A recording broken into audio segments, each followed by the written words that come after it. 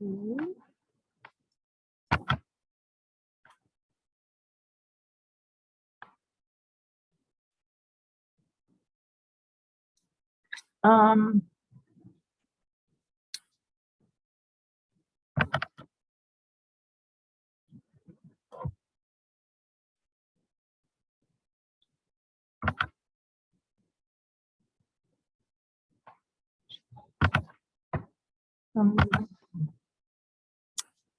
Right.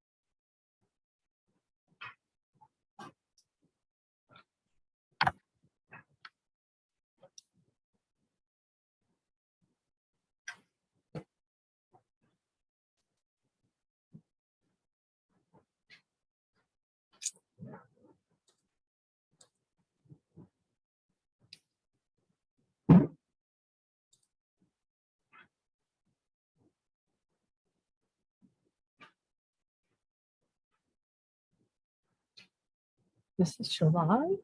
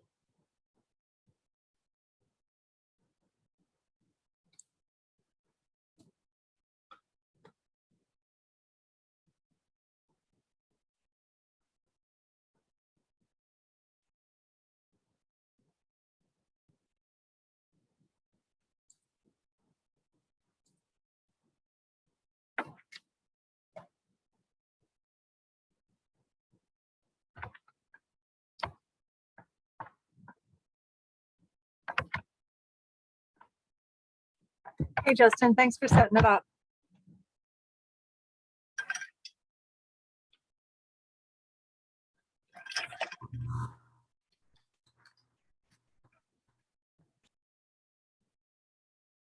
Hi, thank you.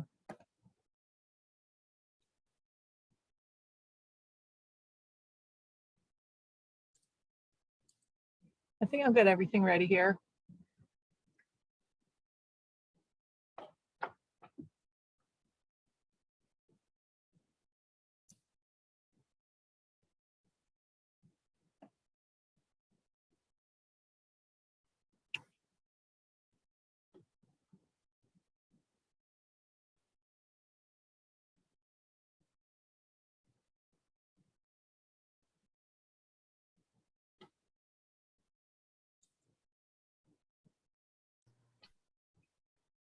Are people usually having to allow people to join the meeting, or does everybody just join automatically?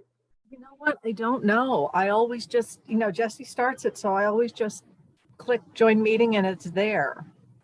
So I think that's what people do. And that's all I did tonight, and I'm not the host. So I think they just come in, whenever they click on it. Guess we'll see. So far it's us. I mean, I know it's July, but still.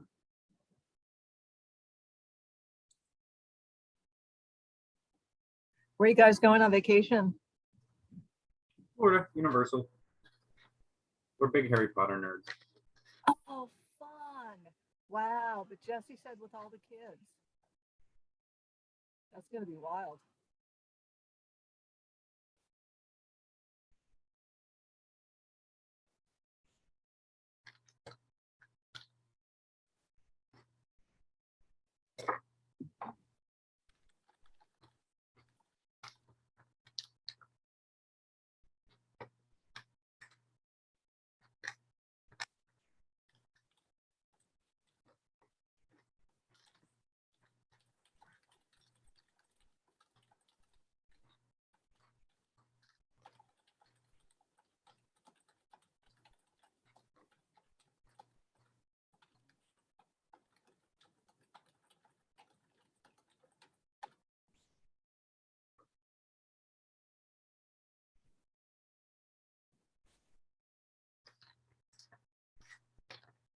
there's somebody else.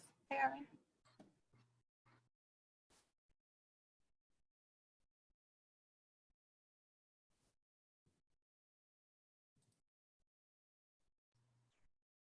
Susan, I'm going to be listening while working on the car on my own login. So if there's any problems, I was going to make you co-host, but Jessie said not to do that since she never did it before. I think it'd be safe to make you co-host.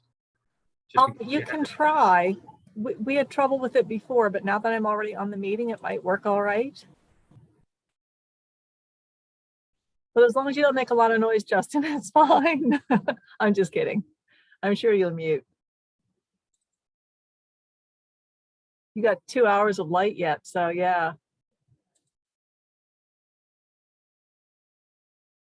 Can I make this work?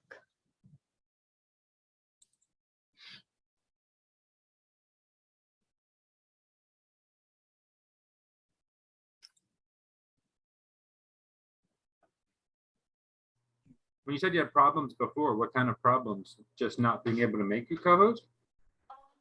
So when I tried to log in to join the meeting, it said, oh, I don't recognize your device, you have to be approved. And so I hit the link that asked Jessie to send a confirmation email, and it just never came. We didn't understand why it didn't work. But there was this whole confirmation thing that we couldn't get around. So I don't know what changes now that I'm already on the meeting. What changes if you make me co-host? I don't know that anything is different. I was getting some weird audio. I made you co-host twice, and then when you started talking, it was really muted. And then I saw a little cloud symbol appear by your name with the red dot in it. So I think it was also trying to have your computer record the meeting. So I'm going to undo it. And like I said, I'll just be out in the garage in case, you know, I have to come in and mute somebody or something. I'll easily be able to do that, but I'm worried that little recording symbol showed up beside your name, making a co-host might interfere with the recording. Okay, and I did get the recording notification when I logged on, so I think it is recording. Hi, Marilyn. Hey, Audrey. Hi, Susan. Marilyn, it's good to see you. How are things in Maine?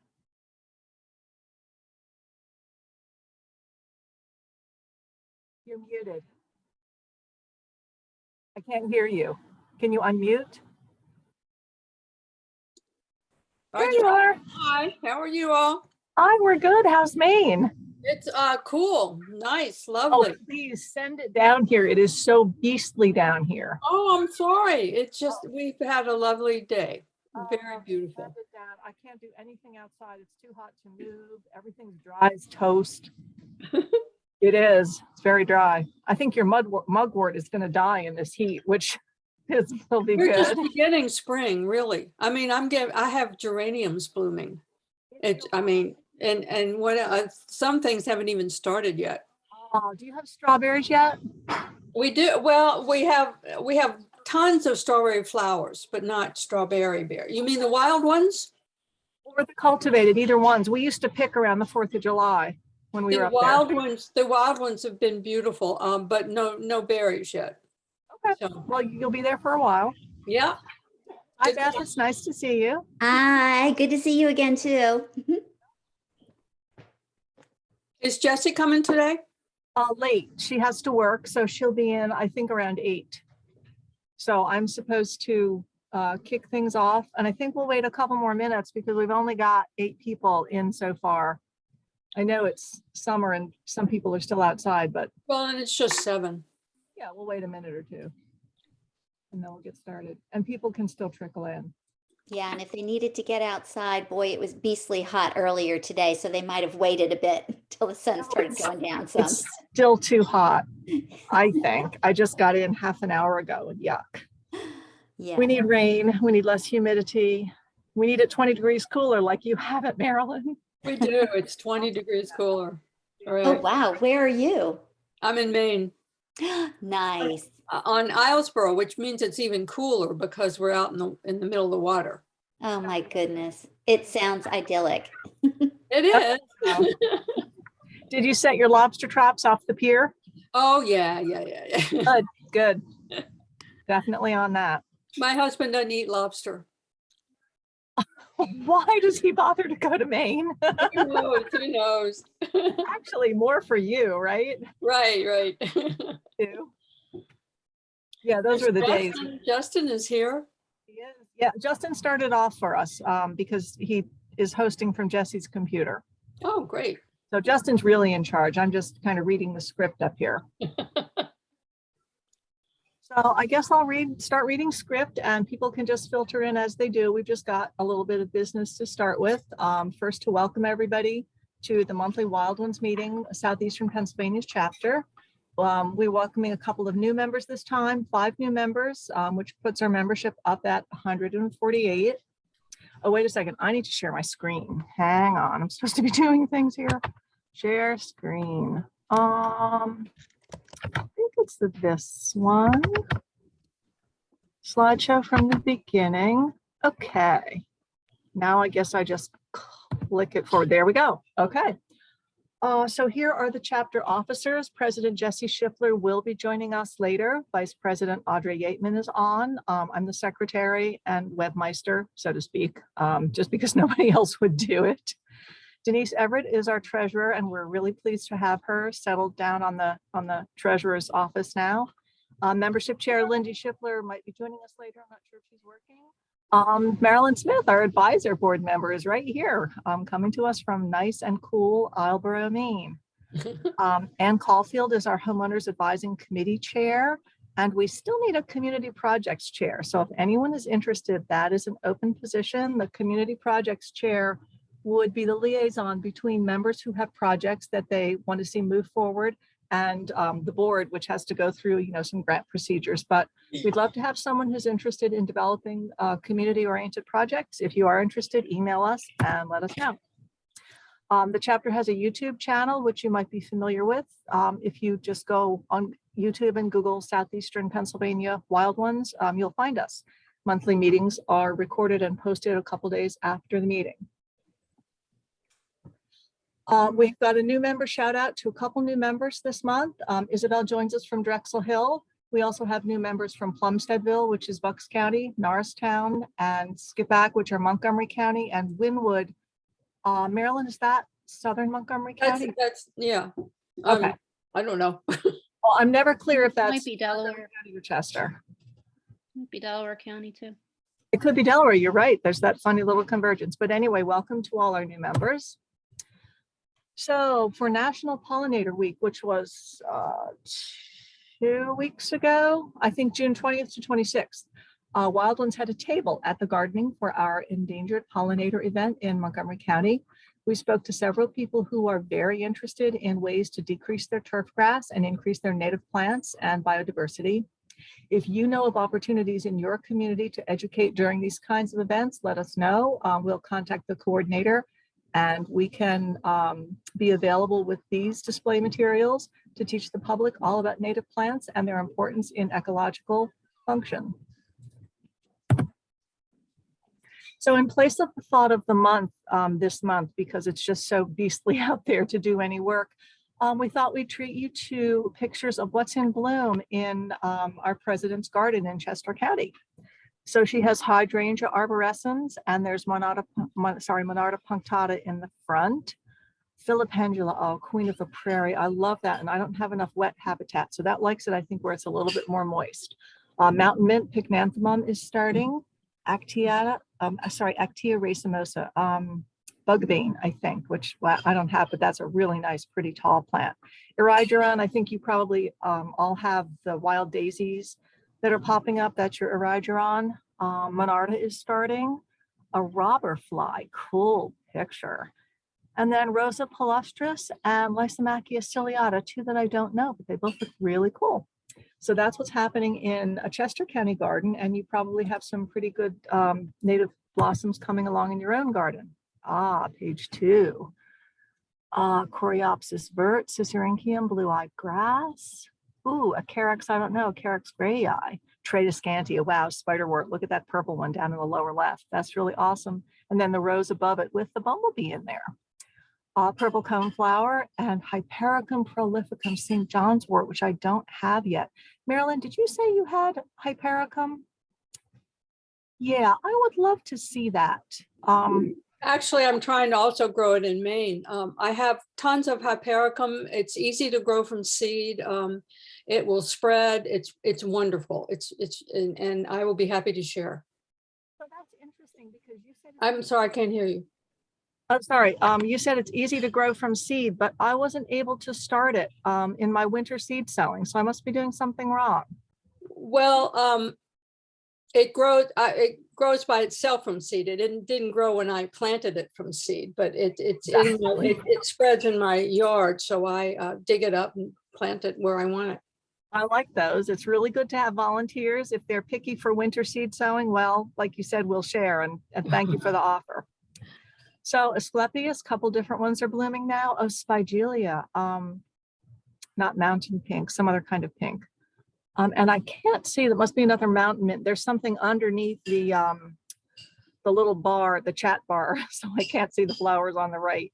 And I think we have one more slide. Nope, Firefly Watch. So let's see what we have here. Firefly Watch combines an annual summer evening with scientific research. You can join a network of community scientists around the country by observing your own backyard and help scientists map the fireflies. Are fireflies populations really in trouble? That's something that needs to be looked into. Massachusetts Audubon is teaming up with researchers from Tufts University to track the fate of these amazing insects. With the help of citizen scientists, we hope to learn about the geographic distribution of fireflies and what environmental factors impact their abundance. So that's something interesting that you can do on summer evenings if you're interested. There are a couple of links there to follow, and the links will be posted on, I think, on the YouTube recording, so you can go back and refer to those. Our financial report is really brief. Our bank balance is still $1,798. We're still looking for community projects to spend that money on. And we did give away some native plants, about $300 worth, to Phoenixville area residents who attended the Phoenixville Garden Tour. So hopefully that will lead to some more native plantings. And Audrey, you hosted the tour. Do you want to say 2 words about it? Yeah, I was on the tour, and I had a bunch of people come after the walking part of the tour, which was in downtown Phoenixville. And it was really wonderful. Everybody was so kind and so thoughtful, and they really were excited and surprised to receive the native plants that we were giving away, because we didn't put that in the brochure. So that was just kind of a bonus.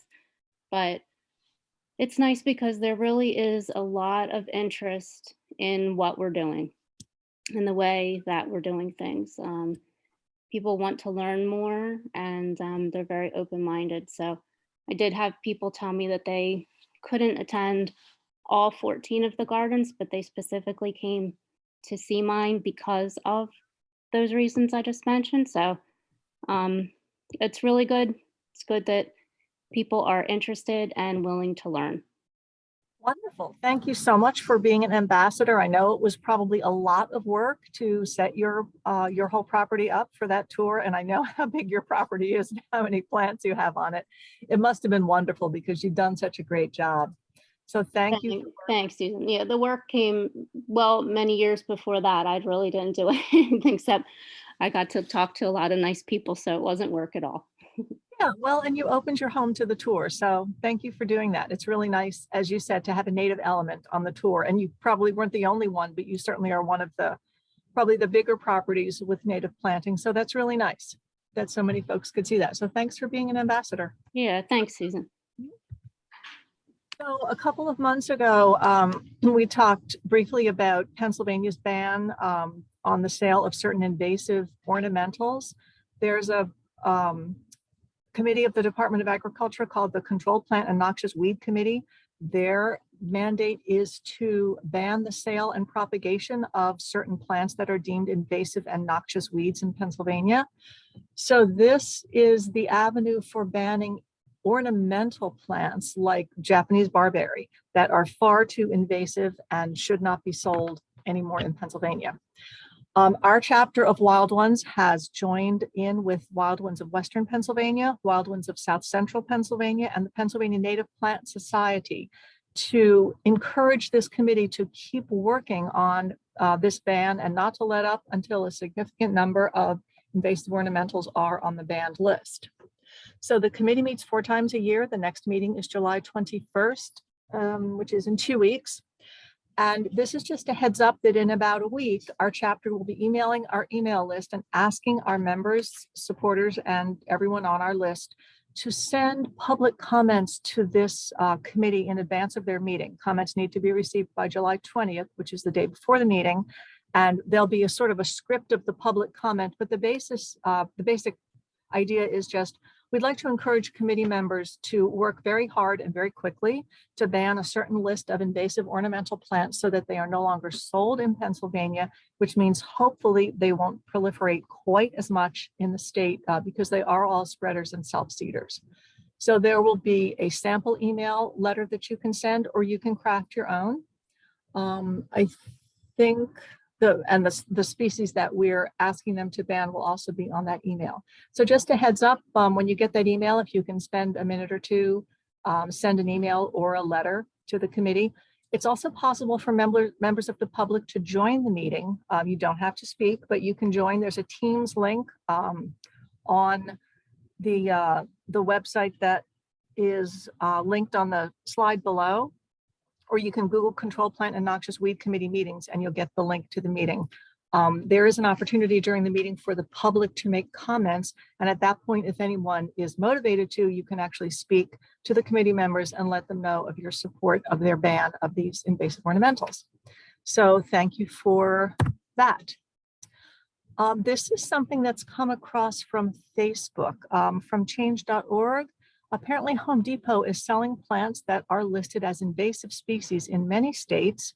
They shouldn't be selling anything that's listed in Pennsylvania, but for instance, yellow flag iris is banned in Maryland, but not in Pennsylvania, and you can buy it at Home Depot. Chinese privet is on the Controlled Plant and Noxious Weed Committee's list to be considered for a ban. It's not banned yet. Vinca, periwinkle. That's a tough one because so many people consider it a desirable ornamental, but that stuff spreads everywhere. It's not banned in Pennsylvania. You can buy it at Home Depot. So the change.org is asking interested people to go on their Facebook page or their website and just add a comment to Home Depot telling them that it's not the best thing to sell invasive plants and they really should focus on non-invasive plants and natives. Susan, Yes. what if we did a plant this, not that for that particular list? I mean, that's a really obnoxious list. It is. In our newsletter. I can't hear you, I'm sorry. That's an idea. That's an idea, Marilyn. Sure, I appreciate the idea. And we could specifically say these are so sold at, and you should buy these instead. Maybe. Okay, no, I'll give it consideration. Thank you. Thank you for the idea. Okay, so without further ado, we welcome Beth Watts from Bondsville Mill Park to speak with us tonight about some of the interesting things that they're doing at that location.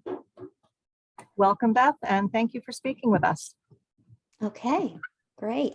Let me I just have to stop sharing. Okay. Figure out how to do this. Okay, so now you go ahead and you may share your screen. All right. Oh, somehow I think I just lost you. Did? No, you're here. Oh, am I sharing? No, but you're on the screen, so that's step one. Here, let me go back to Zoom. Okay, all right, I lost you just momentarily. Let me hit share screen. Desktop. Icon at the bottom of the screen. Share. Here. Okay. Yep. All right. Very good. All right. Let me start from the beginning here. So, hi, my name's Beth Watts, and I am one of the gardeners at Bondsville Mill.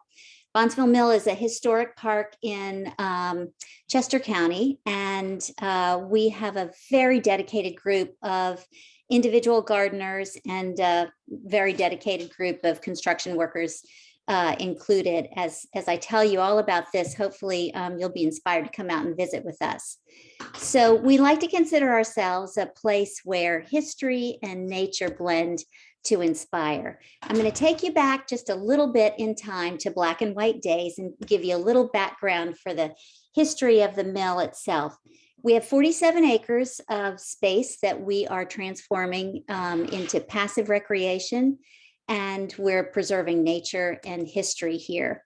The mill has actually existed on the property since the 1700s, and there have been, it was initially a grist mill back then, but there have been a series of mills all along Beaver Creek where we are through the years. It's that Bondsville mill is the only one that has anything still currently existing here. The remains of the textile mill that we see today, and what you see there is a picture above, somewhat that was part of the way through some of the initial updates to that first building on the left there.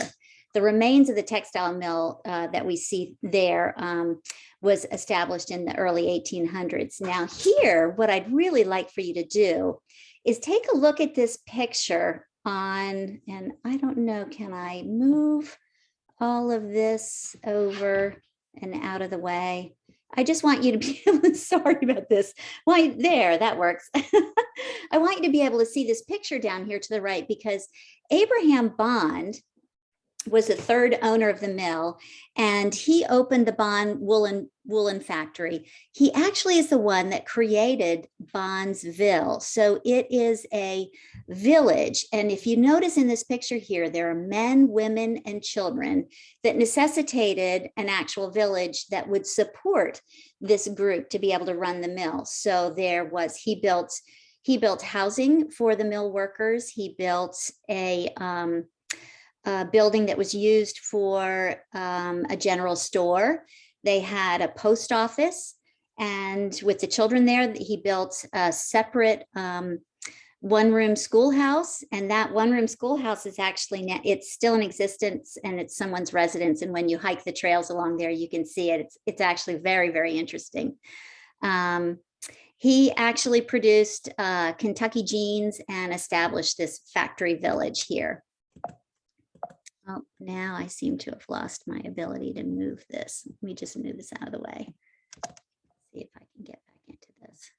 There we go.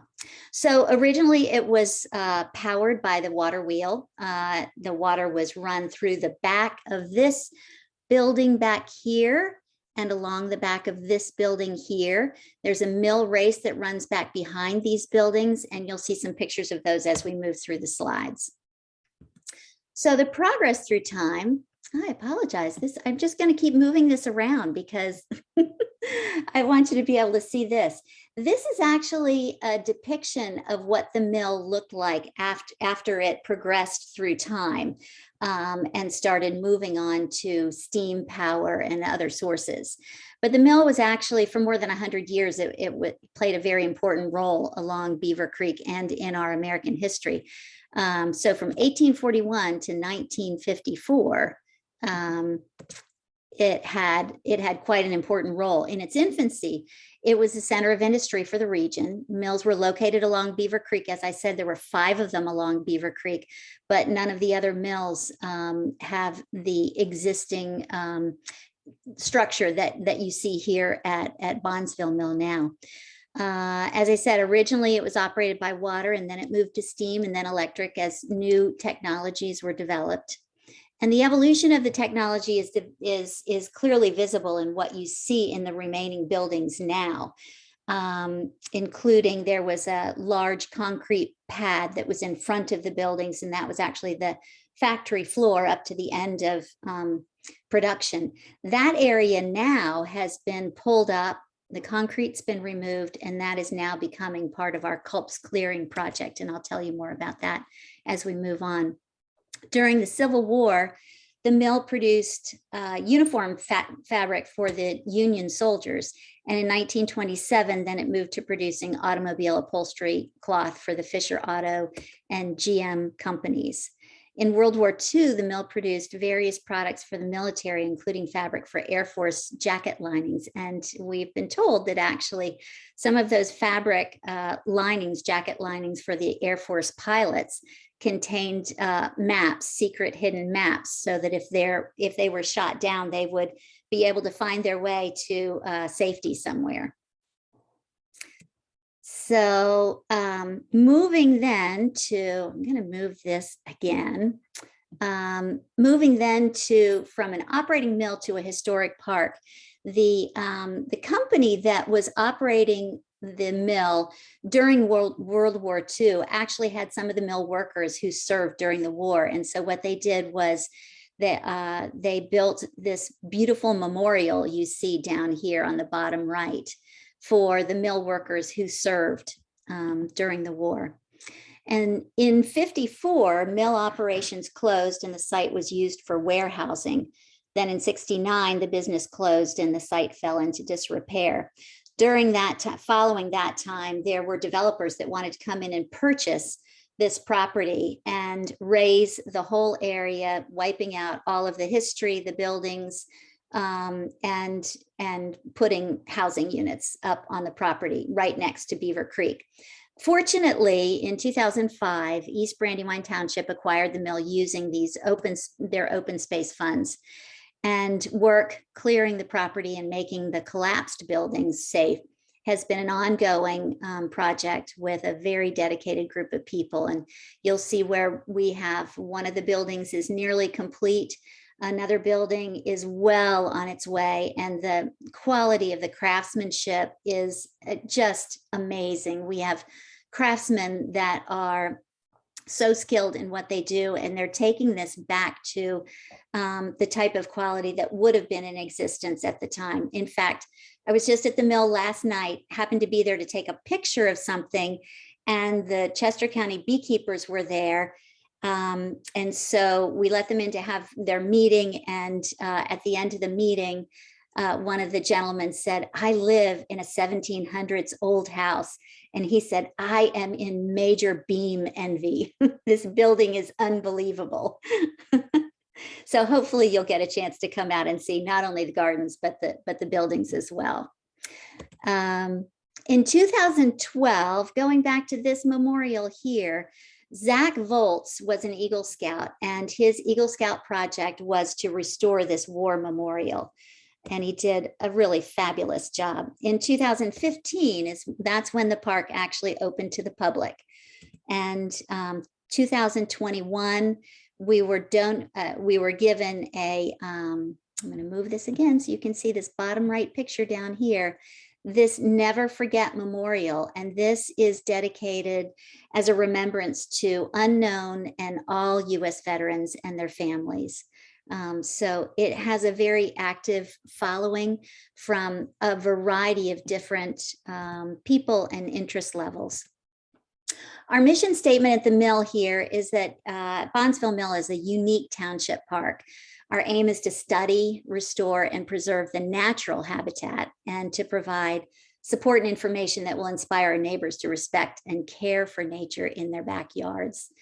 It's a park where visitors can see and contemplate history and take time to honor and remember those that have lived and worked in this historic village. And we see this happening, and we're inspired ourselves when we're working in the gardens there, and people will come by and say, "Oh, my grandfather used to work here at the mill," or "My grandmother told me these stories about, growing up here." And we love that. So I'm going to flip these pictures again. So our vision is to inspire dreams for children and for adults, and to promote fun-filled activities that benefit health and well-being for the community and the environment. And what you see here are just a variety of different things that we have going on. We have programs for families. We have kids that love to come and just play in the creek and find all of the natural little critters that have their habitats there, and just the things that they discover. Sometimes we will always have scavenger hunts available for the kids, and so sometimes kids and parents will come and they'll grab a scavenger hunt. You can see in her hand down here, and they'll go walk the trails and see what they can find, and then check off everything that they find on their scavenger hunt. So how does a garden grow? Well, our inspiration has been Doug Tallamy. And I know you all with Wild Ones probably are very well acquainted with Doug Tallamy and Homegrown National Park Program and his books.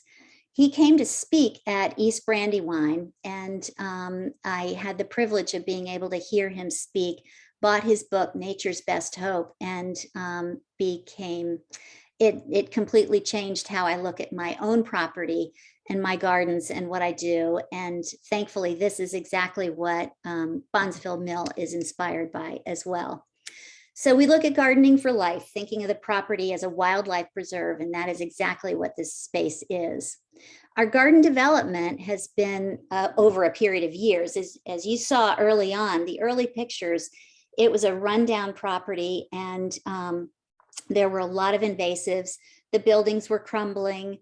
I had the opportunity to speak to a local community EAC one time and met a woman there, and she said, you know, I was asked years ago, she's a master gardener, and our head gardener at the mill had asked her as a master gardener, would you come and consult on gardens that we want to get started here? And this master gardener said, she just laughed. She said, I looked at this property and it was such a mess. She said, I had no idea what this woman was talking about, but she said, I just knew it was over my head.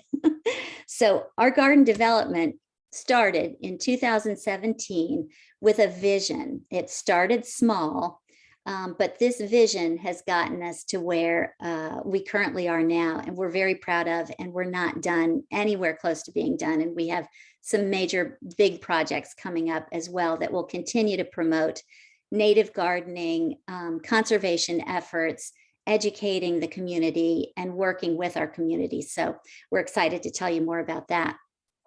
So the butterfly garden started in 2017. Then in 2019, we put in a pollinator garden. In 2020, we put in a milkweed garden and a race walk garden. You can tell we all had a little more time on our hands during COVID in 2020. And then Culp's clearing, this is the pad removal and infrastructure installation of the area that is in front of the mill buildings. And you'll see some schematic drawings of what we're working on there. And then the amphitheater, we just started this year, and we actually are completing it this year. So you'll see a little more about that. So the butterfly garden, you have to understand this space in 2017 was filled with invasives and completely overgrown, and you could not look through this area and see the mill buildings through all the invasives. So first the area was cleared of bittersweet Norway maples and a lot of other native or invasive plants. The funny thing was, though, when the invasive plants were removed, the surprise was we were rewarded with milkweed hiding under the bramble, and that became a new inspiration. So more plants were added to create habitat for the butterflies and other pollinators and bees. And actually, I'm going to go back just for a moment, because if you look down here on the right-hand corner, the two bottom right pictures, and maybe I can move this around again so you can see, the two bottom right pictures over here are viewing through that butterfly garden now. So it's been quite successful. It's gone through some changes as well. We had some issues with Hurricane Ida last year, and our gravel parking lot basically washed right through that whole garden area. So we were very curious to see what was going to come back this year. We are a monarch way station. So why do we do that? Well, the monarchs, as I'm sure you all know, the population is declining, and milkweed is needed along with nectar sources, both of which are declining due to the development of the land that these have grown on previously. Also the use of herbicides in the croplands and pastures and roadsides. So our monarch way station, as all of the other monarch way stations, we provide resources for our monarchs to produce successive generations. So we provide host plants, to sustain their migration, and also the nectar for their growth and development as well. So we added milkweeds and nectar sources to the existing gardens, and we maintain natural habitats with milkweeds. We keep telling all of our visitors as they're amazed at the butterflies and caterpillars that they see in our gardens and what they see growing here, is that no effort is really too small to have a positive impact. So if you have a small apartment with an apartment balcony, we encourage starter plants in pots, and to make every effort. And we also promote being sure that we've got milkweeds available for spring and summer breeding. We never know when the first monarch is going to arrive, but we want to be sure that our milkweed is up and healthy enough to support those first early eggs, depending on when they do arrive. And then, of course, we have the nectar plants for the monarch development and fall migration.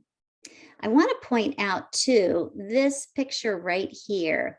We have an active group of people who will collect some of the caterpillars when we see them in the gardens, because we've had problems with predators eating the monarch caterpillars. And I'll talk a little bit more about that in future slides as well. But it also is quite the educational opportunity, so that when people come to the mill during monarch season, we will have these monarch displays where we show them all the different stages of the monarch development, from adult monarch to egg laying to all the different instar stages of the caterpillar development, and then the chrysalis, and then the emerging butterfly. We let the kids release these. One year we actually gave them certificates with the tagged monarch number on there when they were released during the migration, so that they could actually look it up on the website and see if their individual monarch that they released out of their hands actually made it to Mexico. So it's been a fun project. Our pollinator garden is a little bit different in that we added this in 2019 so the visitors could see the insects and pollinators up close. We wanted to be sure that we had a lot of nectar supplying plants, and the pollinators at the mill, as you can see here, come in all different shapes and sizes. This is the only garden at the mill that we do have some non-natives that we have planted intentionally, such as the tithonia, and which is the Mexican sunflower, and some zinnias. And that's because we found that flat flower heads are perfect for nectar collecting insects and also for photography. So we have a lot of people come that are interested in nature photography, and through that process also want to continue to learn more about nature.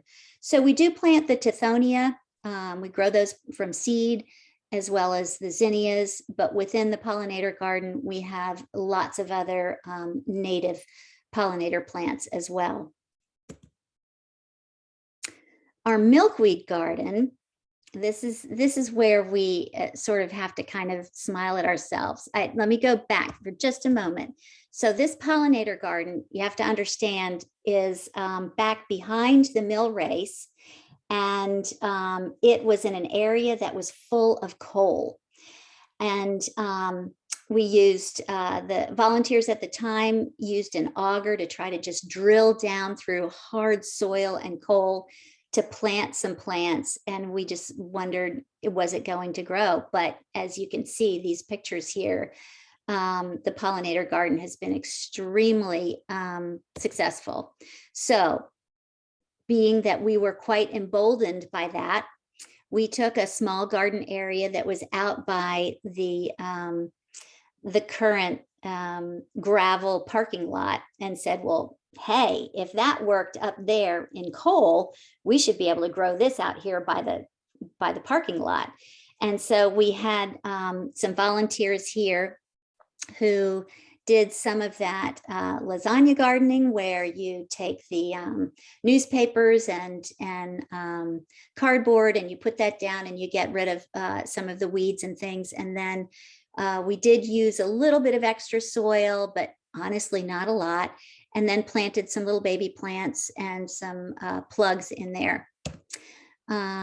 It was intended to support these monarch caterpillars because we found that the existing milkweed that we had in the current gardens was getting eaten up really fast. And when we had these caterpillars at late stages, we were going out and in the community and cutting some additional milkweed to support them. And you could see two of them basically fighting over the same leaf here. And then ultimately we would get to the point where this is what would happen. They would eat that milkweed right down to the nub until there was nothing left. We were really hoping that this would be a bit more successful than it technically was, but we don't wither easily. So what we did was this year in January, we partnered with an EAC close to us who came over, and they did a workshop with us so that we could learn how to start these milkweed seeds and do the cold stratification process. We build this as a workshop for the community. So we posted this on our website, invited people to register and come. We intended to have people outside and do this so that they could learn to do this themselves.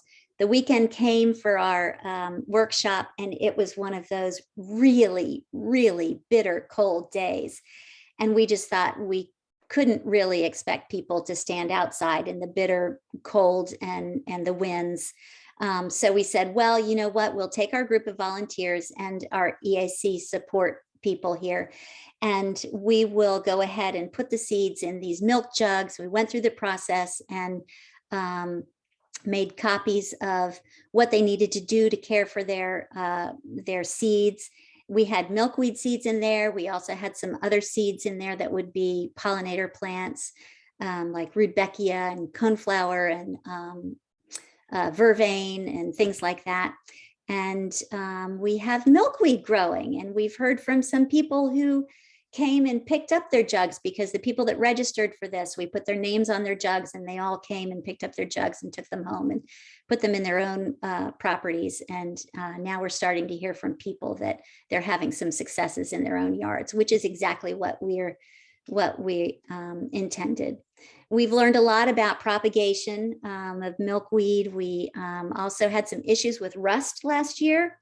And then we've also learned the advantage of cutting back milkweed partway through. As a matter of fact, about this time of year, right around July 4th period. So we found that there are some small informal studies that have identified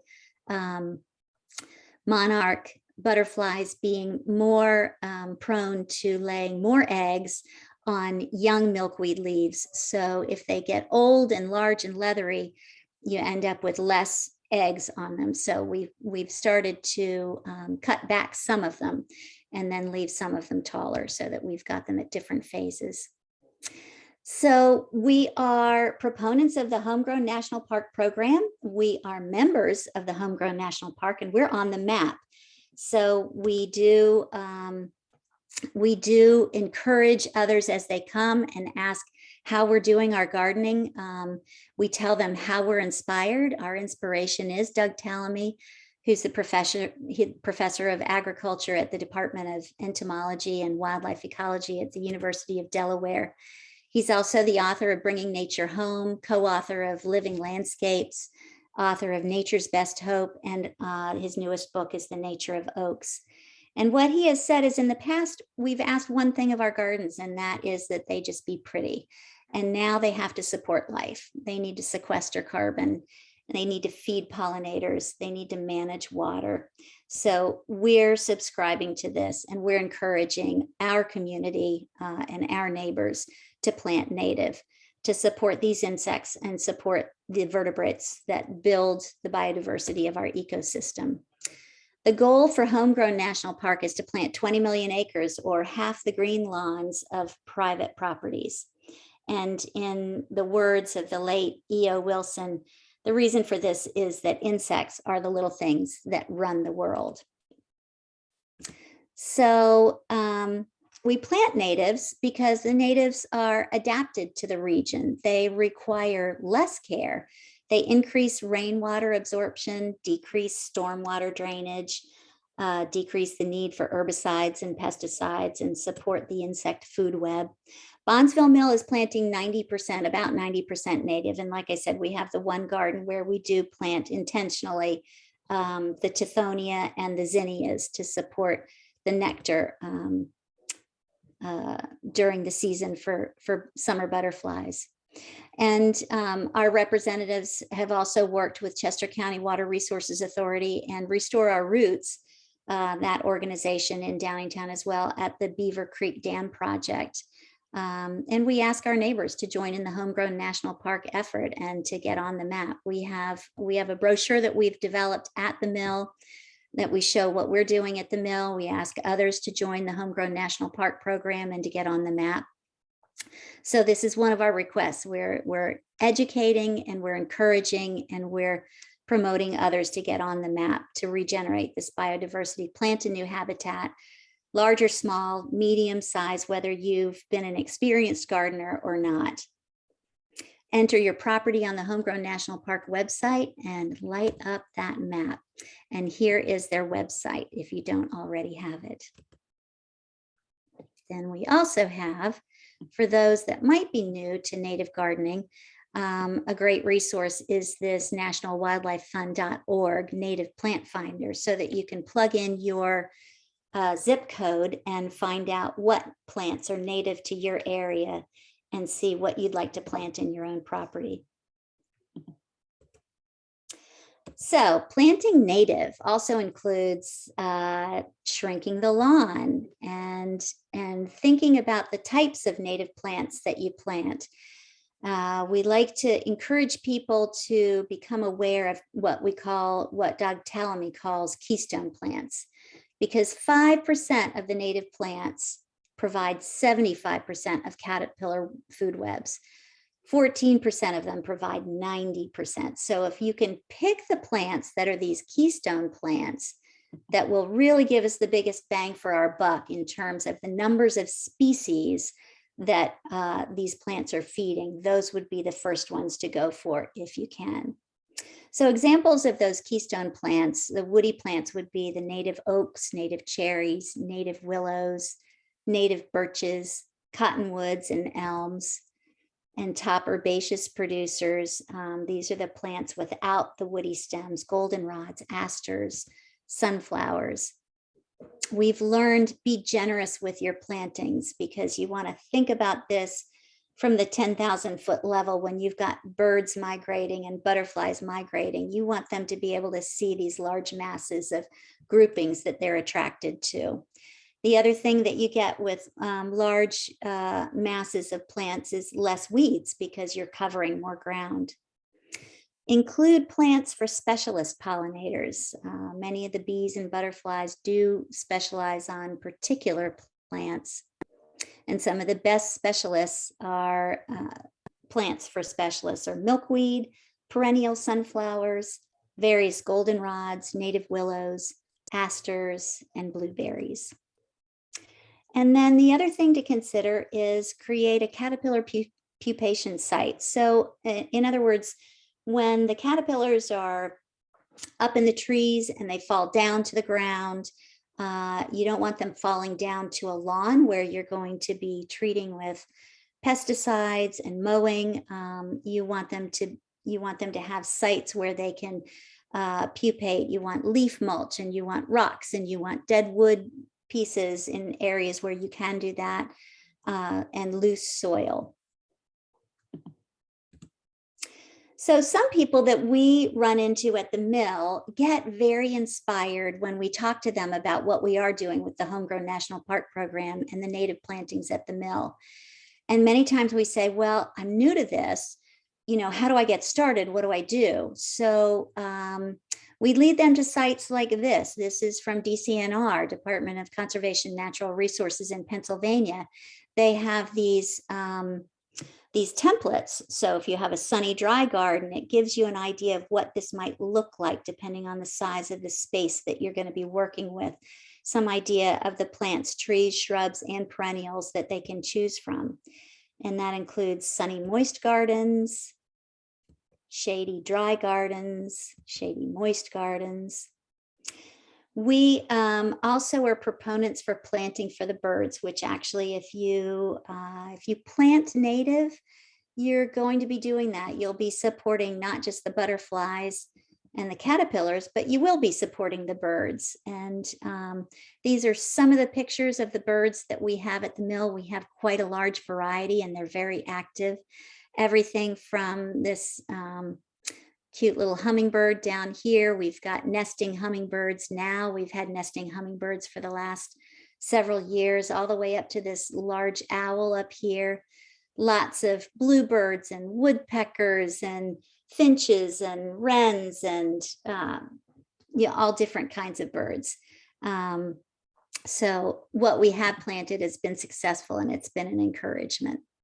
So we talked a little bit about the race that was behind the mill buildings.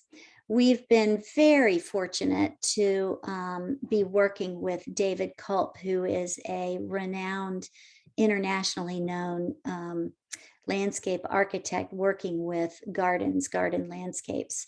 And as you can see in this picture up here in the right, this is what the mill race looked like before we got started. It was hardly identifiable as a race, and it was filled with invasives. We started this garden at his encouragement with his idea for design in early 2021. David Culp has been a huge support to the mill. He's been our champion of the gardens here. And what he wanted to do is preserve this southern section of the mill's race and transform it into what we call the race walk. He had this vision of people seeing the history of the original mill race as it sits behind the buildings, and yet have the plants reflect back to the native area and also point to the buildings and the history. And to be able to walk along this mill race area and stop, and as you reflect, bend down and pick some of the blueberries from the plants that have been planted and make it a real immersive experience.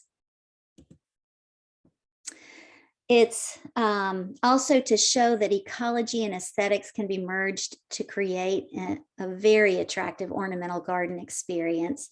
And you can see here we had people moving into this race to clear it out, weed it out, plant some of the plants that as we got started. Let me see if I can move this out of the way again. And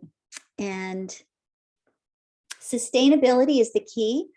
It's maintained by volunteers, and these volunteers, we would love to have more volunteers. So we're if you like to weed, if you like to learn about plants, if you like to work with a really great group of people, we certainly have the garden space to accommodate some additional volunteers.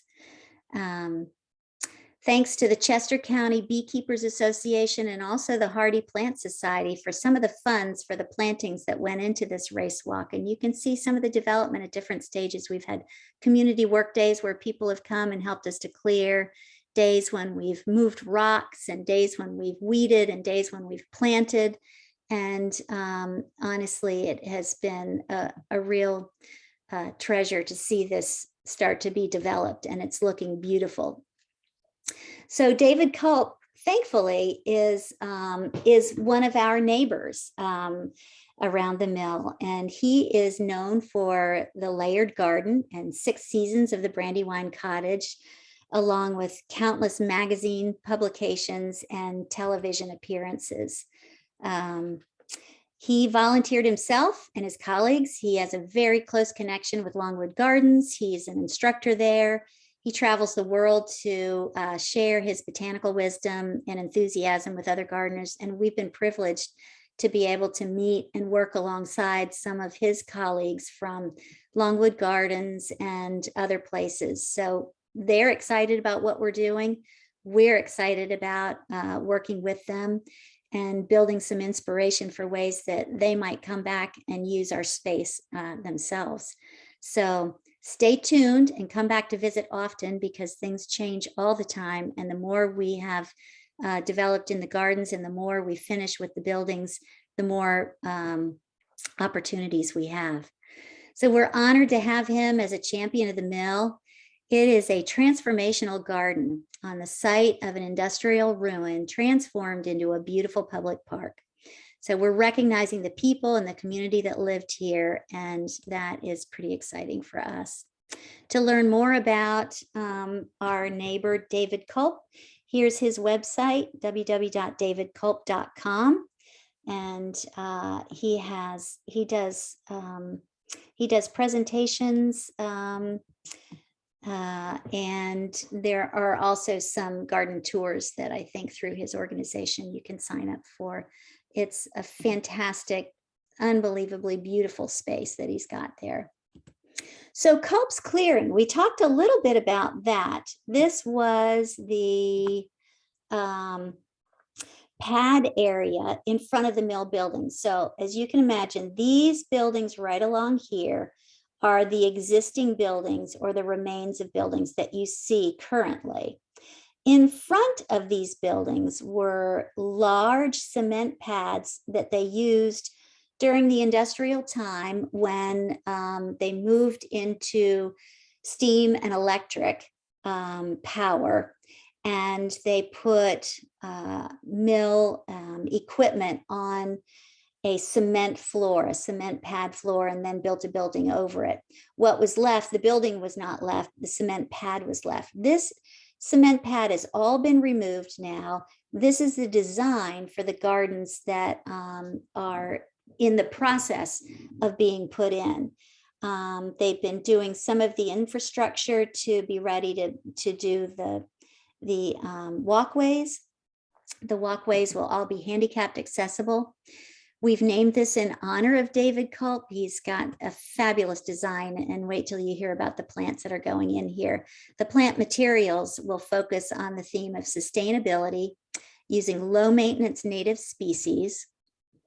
And the gardens in the trail and the park will be used as a teaching tool. They already are, but once we get this new garden in, it will be that much more opportunity to be able to draw people in, to educate, and to give people opportunities to think through how they can do native gardening in their own properties. The importance, it's going to have a naturalistic design, low maintenance, and the importance and interconnection of pollinators, invertebrates, birds, and humans will be part of the educational theme. And we're going to show the visitors, you know, a pleasing, low maintenance, low impact to the environment alternative to lawns. So this should be really a bonus to be able to share this with the community. We do plan to use some of the mill relics in the gardens. We're not exactly sure which ones and where they'll be used, but it's going to be a very artistic and creative space in addition to the native plants. And as I mentioned, it will be handicapped accessible.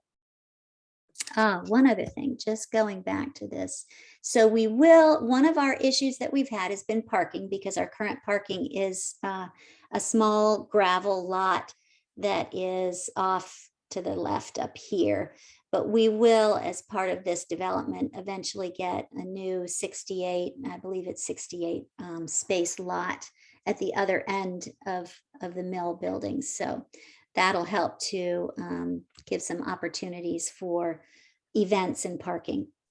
So some of the key plants, here we go now. We're going to have, let me move this again. So 55 of these little blue stems. Oh, I covered it up. Let me see if I can move that. There's a little blue stem. And then we're going to have 1,100 of these Asclepias tuberosas and 75 of these agastache purple haze, lots of asters, including the bluebird and October skies, 4 sumac roost species, and magnolias. We have some magnolias on the property now. They're just beautiful. And the total number of plants to be planted is over 19,000 plants. There will also be, you know, some bulbs in here as well. It's designed with seasonal color display throughout the year to ensure that there's always something to see. And the new garden and the new parking lot were funded through grants. The Department of Conservation and Natural Resources, Chester County Department of Parks and Recreation and Preservation, and the East Brandywine Township were all involved. And HUD Volts is our grant coordinator for the Mill Park.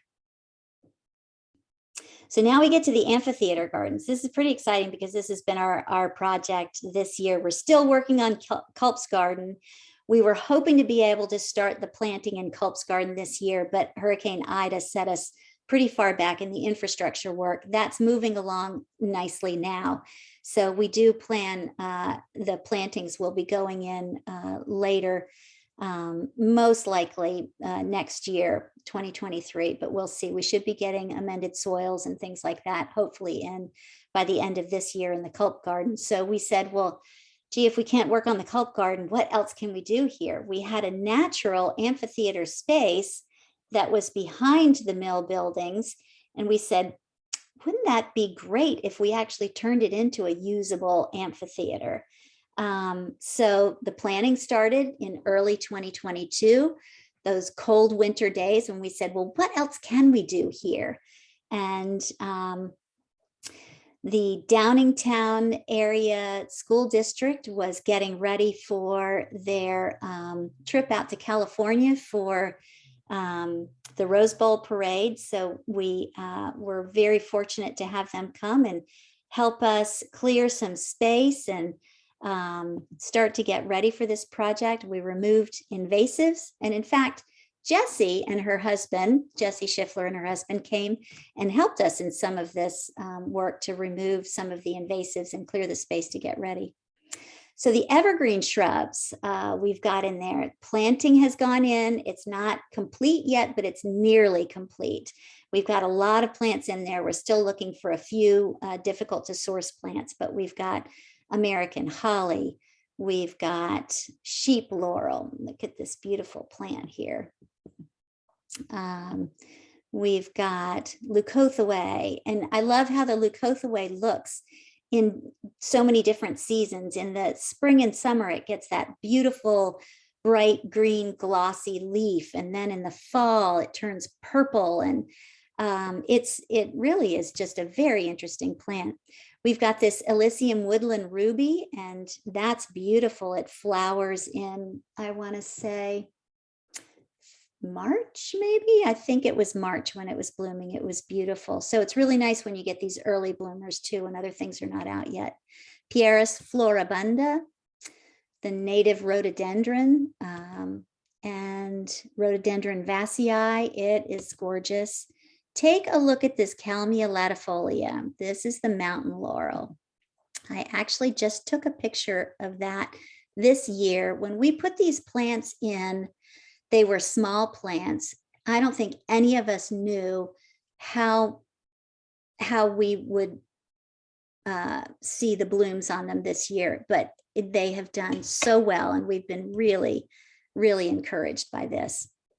So the deciduous shrubs and trees, we've got bottlebrush, buckeye, we've got hydrangea arborescens, we've got a sourwood tree. So in the fall, this is what that sourwood tree is going to look like, but it's actually a very interesting tree in spring and summer as well. We have some multi-stem service berries. I love the multi-stems, and these will be more bird attractors as well. The blueberries, oh my goodness, I should have taken a picture of the blueberries. This is a fall picture of the blueberries, but the blueberries right now have so many berries on them. It's unbelievable. Clethra is looking really healthy, and it has bloomed this year. And look at this hydrangea Haas halo over here to the right. This was a tiny little plant before, and it is doing marvelously well. We have several of these there as well. And then we get to the perennials. You just have to imagine the trees, the woodies, and the perennials in this whole amphitheater area where people will be able to come and have programs or sit and just breathe in the nature, watch the pollinators, and just experience the native plants there. It's just an amazing spot already. We've got this Heuchera Americana Dales strain. We've got the Autumn Bride strain. We've got the Geranium maculatum. We've got Paccharum. Pacra, I need to just take a better picture of our Pacra next year when it blooms, clear that up a little bit because it is a very pretty plant. And the nice thing about the Pacra too is that is a really great ground cover. So it helps to suppress weeds and it stays pretty much evergreen. We've got the Aruncus dioecis, that's very pretty. And the native Pachysandra is on our list. It is not planted yet because who knew? It was very difficult to source, but we're still looking for it, trying to get enough of these that we can fill this in around the base of the area. Our bluebells were beautiful this year. They're past season now. We've got Tiarella oakleaf and the Tiarella cordifolia and the Tiarella brandywine. And then we've got, the Phlox divaricata is one of my favorites when that's growing. We've got that in the amphitheater. We've also got that in the racewalk gardens as well. We've got the Phlox stolonifera, the Carex blue bunny. This Carex Appalachia, I just want you to take a look at this. This is a fascinating plant to me. We have this growing around the corners and edges as you enter into the amphitheater area. And the tips and ends of these almost look like they've got those little firefly, color, not colors, but it almost looks like it's lit up and they're beautiful. It's really a pretty plant. We've got Christmas ferns, we've got the Solidago golden fleece, and all of that is just in the amphitheater area. We try to include a slide that just shows you a variety of different things that we have growing along the trails if you come at all different times of the year. Sandy Moser, who is the head gardener, she's the head of the gardeners there. She and I walked out one time when the snow was just melting and we traipsed through the woods so that we could capture this cabbage plant here, this skunk cabbage, and its individual bloom. But we have some beautiful things. And if you come and walk the trails, you see some of these gorgeous plants along the way during different seasons. So let's talk about invasive plants. You all had mentioned during the beginning that you're very involved in trying to be sure that we are, number one, not purchasing invasive plants, that we're also influencing what can be sold and also managing invasives in our area. So in order to get these gardens, much clearing of invasive plants has been and continues to be conducted. We had, as we mentioned in the beginning, we had bittersweet Norway maples, wild rose, Chinese switchgrass. We have winged euonymus that goes up the hill back where some of the trails go behind the mill buildings. And we go through and just pull as much as we can, cut as much as we can, dig out as much as we can so that we can try to control it. So it can be a little bit daunting, but we're finding that we're actually making progress. So if you need help in identifying invasive plants, here's a great resource right here. Again, this is under DCNR, Department of Conservation Natural Resource. They have a good pamphlet there. And we also have invasive predators. So we've learned quite a bit about invasive predators. as I mentioned earlier, when we noticed the butterfly garden in the front of the mill buildings, we would see eggs, and then we would see monarch caterpillars, and then we would come back a day or two later and they were gone. And what we started to see there instead of the caterpillars were these invasive praying mantis. So we have educated ourselves on which ones are good ones, which ones are bad ones.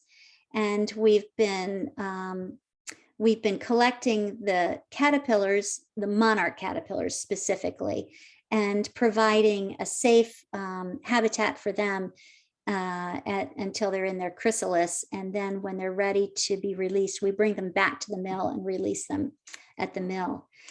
So it's important to understand, we've also been trying to educate our mill visitors about these predators too, because they're all over Chester County, they're all over Pennsylvania. I find these egg casings in my yard, and I've been working to try to decrease the occurrence of these. The female mantis lays eggs in late summer and early fall. And these are pictures of the different types of mantis. So this is an invasive Asian mantis. It looks like a little roundish ball. It feels and looks like tan styrofoam. And then this European mantis egg casing right here is also invasive. So these invasive adults actually will eat the caterpillars, the monarch caterpillars. They will eat the adult monarchs. They even will eat hummingbirds. And so when we find these invasive ones, we destroy these. To be clear though, this right here is the Carolina mantis that's native. And you can see here this body, this adult body is very different in the Carolina mantis. So it's important to be aware of what these egg casings look like and what the adults look like as well. Each one of these egg casings can hold hundreds of eggs. And we actually did have an experience with that. One of our volunteers found one of these, put it in a jar and brought it into the library. And we thought, oh, we'll just have this on hand so that we can show visitors as they come. And then a couple of weeks later, or however much time went by, we went into the library one day and it was filled with these itty bitty tiny little hundreds of praying mantis. And then, that had to be destroyed. So it is true. They lay hundreds of eggs in there. November to early May, you can spot these egg casings attached to twigs and stems on fence posts. I find in my own yard, when fall comes and the leaves fall off of my woodies, I go out and inspect all of the woody stems and try to find any egg casings that are not native, and then I destroy those. But you can actually see these coming in on your Christmas trees as well. So take a look. It is a cruel, cruel world for pollinators out there. There are a lot of different predators. So a lot of people will ask us as well, what do we use at the mill to help control any unwanteds? And as you can imagine, we're in the woods, we're along a creek, we've got deer, we've got rabbits, we've got squirrels, we've got groundhogs. We use a granular deer repellent, and we also use deer spray. We do put fencing around the pollinator garden because we found we had some little critters going in there and digging up some of our plants. And only just this year, we have started to realize that we have a groundhog problem. So we did start some live traps for the groundhogs, and we released those elsewhere. So our nature library, this is pretty exciting. One day in 2019, a visitor said, "What is that big spider?" And that question from a park visitor who was just walking through the park started a query. We said, well, you know what? Maybe we should have a nature library at the park. So here's our nature library. Here's one view of that restored building. It's really, really a great space. One of our goals was to provide educational opportunities on a variety of issues associated with the park, including history, horticulture, and nature, our ecosystems. So this was goal alignment with our mission and vision, and there was enthusiasm for the idea of a nature library. So a corner of this spinning room was offered for the project. We now have taken over a little more than a corner of the room. Our nature library has over 400 nonfiction titles. Let me move this up again. For lending, and over 65 titles for reference as well. Many of these are geared to young readers on nature, habitat, gardening, landscape guides, but we also have wildlife encyclopedias that are available for adults as well.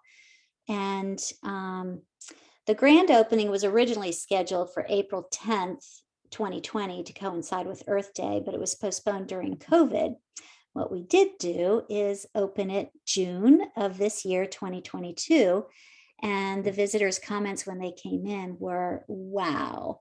Now, this is an old picture. I should replace this picture because now we have some little garden things planted in front of there. And we've got lots more happening with regard to plantings around it too. But it is really a very special space. And when you get an opportunity to come out and see us, you do need to come see the buildings as well, because this building, difficult to see in this picture right here, but these windows were created by a craftsman who is a volunteer at the mill out of mahogany, built these, from his own skill, all of these panes, and installed this. We have the beams up here in the ceiling that you have to be there to see it. We have poplar siding in here, and these bookshelves were built out of poplar also to coordinate with how the building is coming together in terms of its finished look. We have the library actually also helps to support our mill programs. We have a very active program, plan. And some of these programs that I'm going to show you here on this slide have been over the last couple of years, and then I'll show you what we've done so far this year. We have a tree scavenger hunt every year, so you can see here. We will post this on our website. We also post on Facebook, our Facebook site, and Instagram. Eventually, we had some issues with our Instagram site, so we're redoing that. But our Facebook site is current. And so this is to educate the community and families and children to start to identify trees, what those trees are good for, what they're hosts for, what they support. We do the backyard bird count right here. This is Jess, one of our volunteers, who is also an avid birder and photographer. So she helps to facilitate our bird count each year. And we have a lot of families that come out, even in the snow, to count birds. And we provide binoculars for the kids. We let the kids identify the species and then mark on the chart what they have found, what they've seen, and the numbers of them. We count the total numbers. We have Endangered Species Day. This right here is Susan. Susan and her husband, Charlie, are the ones that actually started our Monarch program, and they've been very active in Endangered Species Day for how we talk about the programs that we have at the mill. And then we have the honeybee program now. The Chester County beekeepers actually have space at the mill where they have some beehives, and they're doing some educational programs on the mill property themselves. As I mentioned before, we're part of the Homegrown National Park. We're on their map. This is just showing that we do actually provide presentations for, this was at a community EAC. We've done presentations for EACs and garden clubs to educate them about why the Homegrown National Park program, what they can do, and how they can join. We have a monarch migration obstacle course. So during monarch season, we love this. It's a little game that kids can play, and they can identify how a monarch moves through its life cycle and then ultimately migration. And then, as I mentioned before, when we during monarch season, when they come out of their chrysalis, when they are ready to fly, we'll take these monarch butterflies and we'll just put them in the hands of children and visitors that want to release them. And it's a pretty fun experience for them and also for us. Here's some more pictures from some of our monarch programs, and sometimes we even dress like monarchs. We've also had the Pennsylvania Game Commission come out. They do a program on animal pelts and habitats. We did a Build a Birdhouse program. The Build a Birdhouse program was pretty popular. Here's another picture that went with that right here. We did this one actually before Mother's Day, so that if children wanted to come with another parent, they could build a birdhouse and give it to their mother for Mother's Day. But they did it hands-on themselves with another adult. This was during COVID. It was 2021, so we had people register so that we could have separate tables set up outside the spinning room and have people work at different tables outside and complete their birdhouse and take it home. We've had solstice program, winter solstice. We have not done that during COVID, but we have done it previously. We'd like to get back to it when we can settle some of our parking issues. And we have a very active Earth Day program as well. The scavenger hunts we've talked about. We do this winter and summer, so you can come out all seasons and do the scavenger hunts. And we do a first day hike. So January 1st of each year, we'll go out. Anyone that wants to come and hike the trails, we'll take them through. And it's a great opportunity to talk about the history of the area, show them some of the other races that are on the property, some of the other areas that are just part of the historic interest. We've done friendship rock painting there, where we'll let the kids paint friendship rocks and either go hide them on our trails or take them home to their own community and hide them at home. Programs for 2022, we're only halfway through the year, so we've had our first day hike. We had our milkweed workshop, as we talked about before. We've had an Animals in Winter program. This was done by Restore Our Roots, and that they always do such a great job with their programs. So they bring skeletons, they bring pelts, they bring all kinds of different things, and they teach the kids about habitats and things like that. We did a Meet the Trees event. This was in partnership with Longwood Gardens. So this was promoted on the Longwood Gardens website, and we had the books here available for people so that they could acquaint themselves with the trees. And then we had, tree scavenger hunts as well. Native Species Day, that was recent, and Restore Our Roots came and helped us out with Native Species Day. So again, they brought some pelts, they brought some different things. They talked about habitats. We had someone who actually talked about the water, the insects and the, what you can find in here. They actually got water from the creek and put them in these bins here. And then they got little paintbrushes where they could identify specific types of species. And they talked about what they eat and how they survive and what impacts them. And it was really a very positive program. So we have several associations at the park. One, of course, is that our certificate for the Monarch Way Station, our certification. We're also a certified pollinator friendly garden. And we are part of the Homegrown National Park program, and we're on their map. We're a certified wildlife habitat. And now we have a partnership with the Chester County Beekeepers. So there are always opportunities at the mill. This is a slightly older picture, but we do have a very strong core group of volunteers. It's not large, but it is mighty. And that's what keeps this this park going. We also have partnerships with Restore Our Roots out of Downingtown, as we talked about, and they've been there actually working to help us plant and to clear and to do programs. We have a partnership with the Downingtown Library. They've helped us with our library itself and also with some of our educational programs. And now we have the Chester County Beekeepers. And this last year we had the Downingtown High School Band. They were a big help from a volunteer perspective. Our inspiration, as we talked about in the very beginning, starts and ends with Doug Tallamy, with the idea that these gardens can't just be pretty, they've got to be functional. So we refer back to him quite often, and we promote natives, we promote, anything that will support the biodiversity, which supports the insects, the pollinators, and the birds.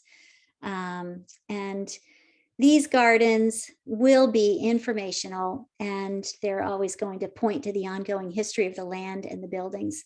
So we hope you guys will come by and visit. We're on Bondsville Road in Downingtown, and it really is a terrific spot, both from a plant perspective and educational perspective. And even if you just like to hike or take pictures, it's a beautiful spot.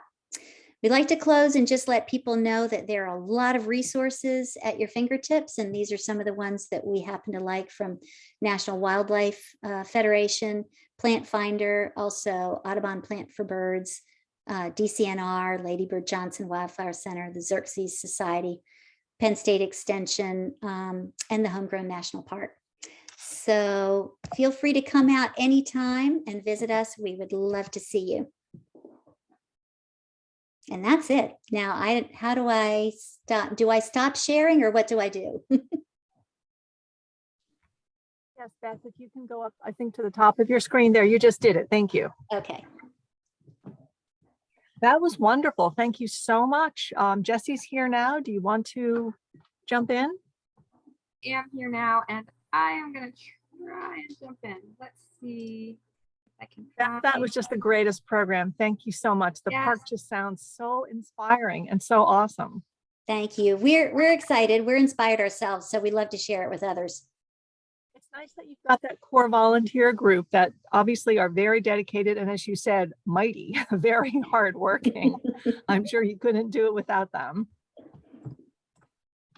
And hey, Beth, if you would just please talk about Sandy's newsletter really quickly, because it's really, really nice. So I'd like everybody to know Sure. about that. And you know what, Audrey, I'm glad you brought that up, because honestly, Sandy Moser is our gardening guru, and she is the woman with the vision for each and every one of these gardens, and inspires us all the time. But so much more than that, she communicates with the whole community so that people understand what we're doing at Bondsville Mill and what they can learn in the area. She sends out it's an email, just what's happening at the mill each week. It's once a week. And if you want to become a part of that, you can send us your email address or stop by the mill and jot down your email address, and she'll include you in the distribution list.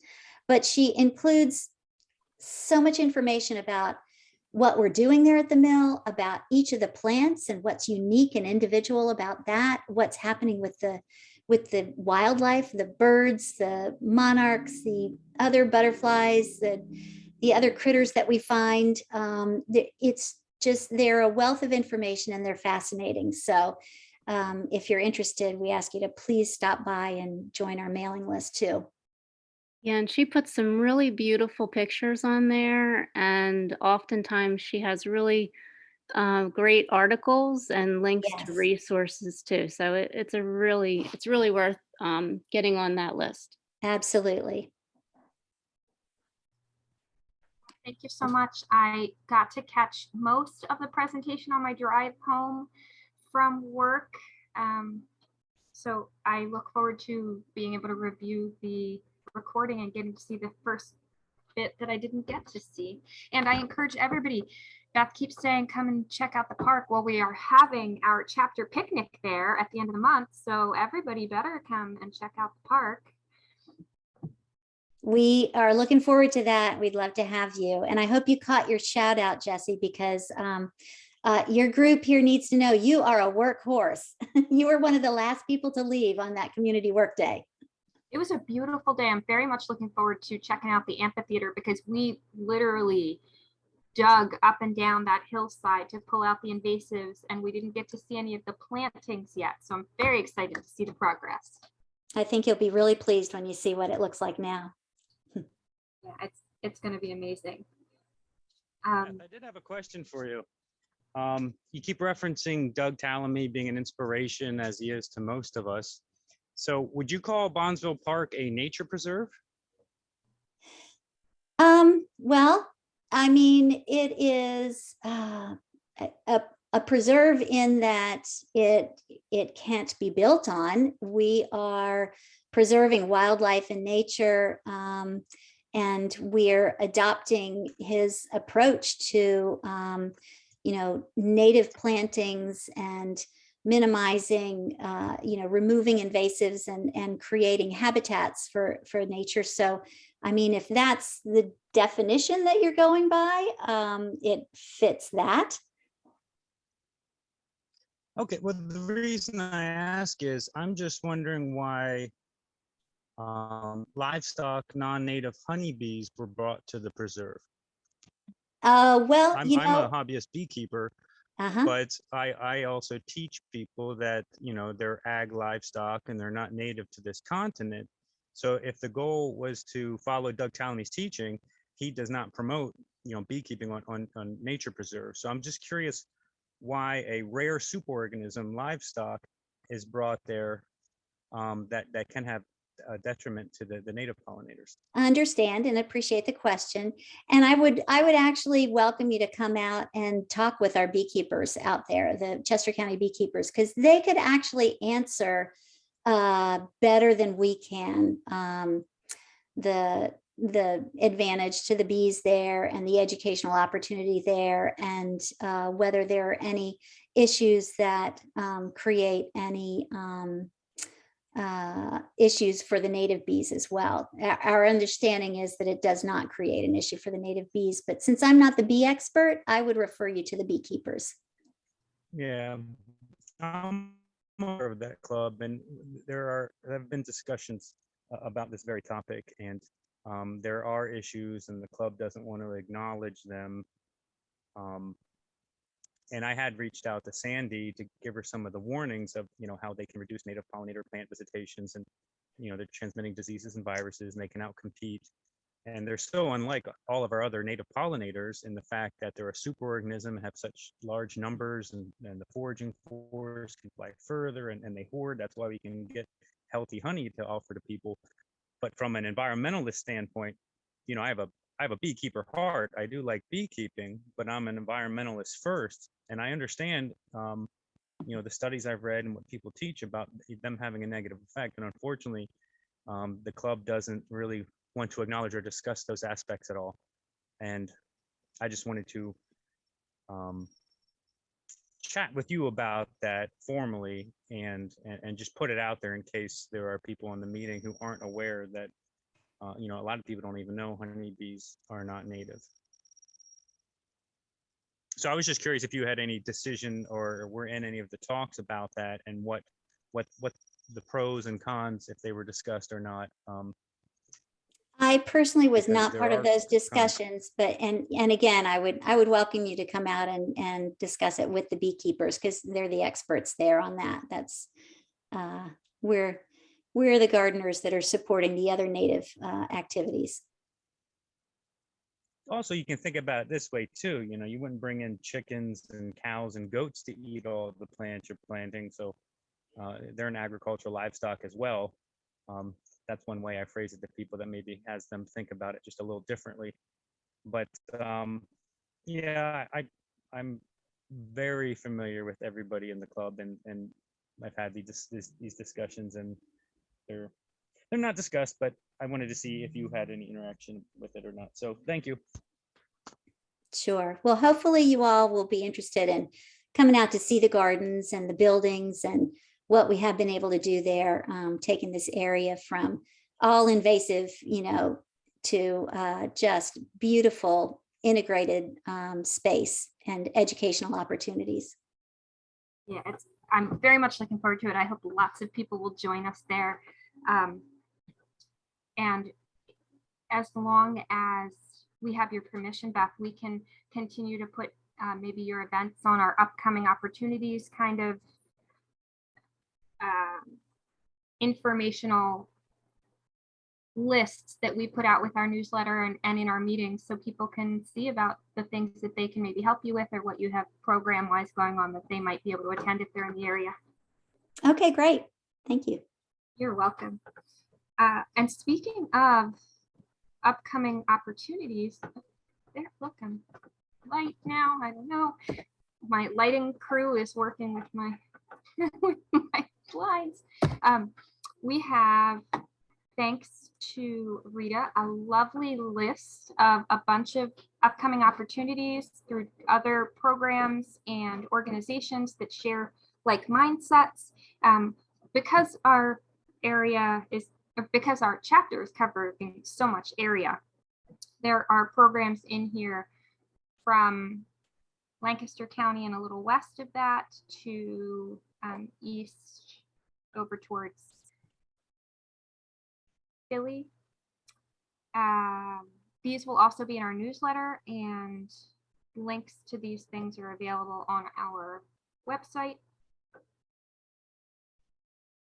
I'm just kind of giving you guys an opportunity to look through them a little bit, maybe take screenshots if you see something that pops up that's close to you. It's all in chronological order. Northbrook Natives, there at the bottom of the screen, is our newest native plant nursery. It's in Chester County, southern Chester County. I've not gotten to go there yet. I would be interested to hear if anybody has. And I think this is our upcoming monthly calendar. I believe, I have to confirm with Marilyn, but I think we have slated to have Anna for next month's presentation. Want to confirm that. And then Mark will join us for another presentation in September. October, we're still working on. November, Mark again. And then we just finalized our presentation for December, talking about collecting seeds.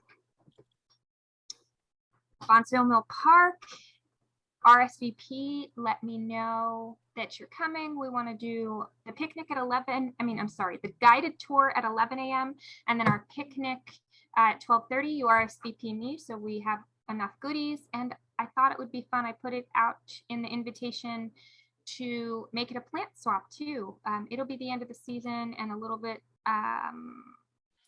hotter than ideal for plant swapping, but it's definitely manageable and doable if you have, things that you don't have a place for. And I think that is my last slide. I want to check the chat. And then I would love to hear, let me turn, this is the list of native plant nurseries that I always show at the end of the meeting, and we can go back to that, but I want to check. Stop share so I can see all your brilliant faces and check my chat. Jesse, I did want to make one update to the native plant nursery list. I've had an email that unfortunately Collins Nursery is closing. Oh, So yeah, she's going to do other things. She's apparently a very accomplished artist. She does botanical drawings, which are really pretty.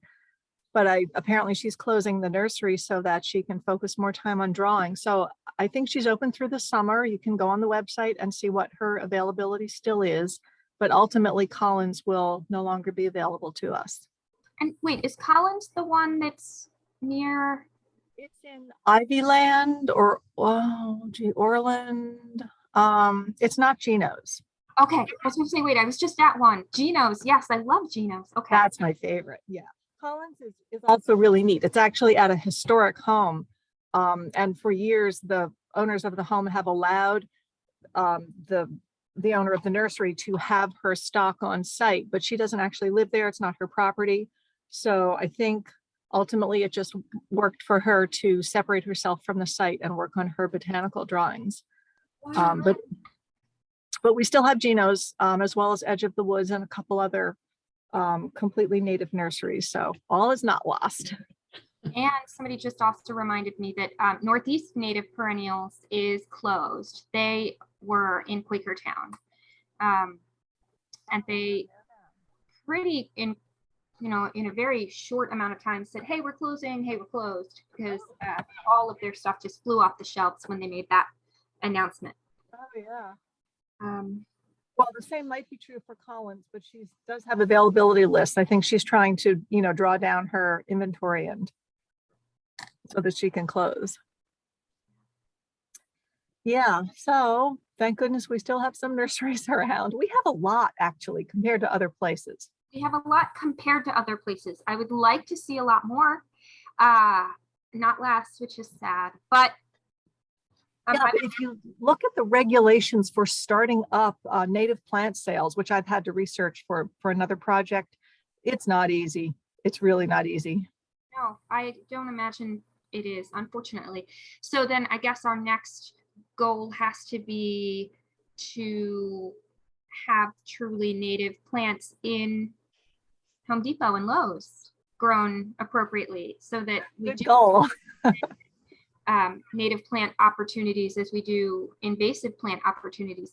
Oh, and I also thought of, I don't see Shannon on the meeting tonight, but last month, like a few days after our meeting, I think she texted me and said, hey, there are native plants at Kimberton Whole Foods in Phoenixville. And I was like, oh my gosh, I don't think I can get there. And then I rearranged my schedule that day and I went, and they had an amazing selection of native plants that were grown. The label said in a farm near Phoenixville.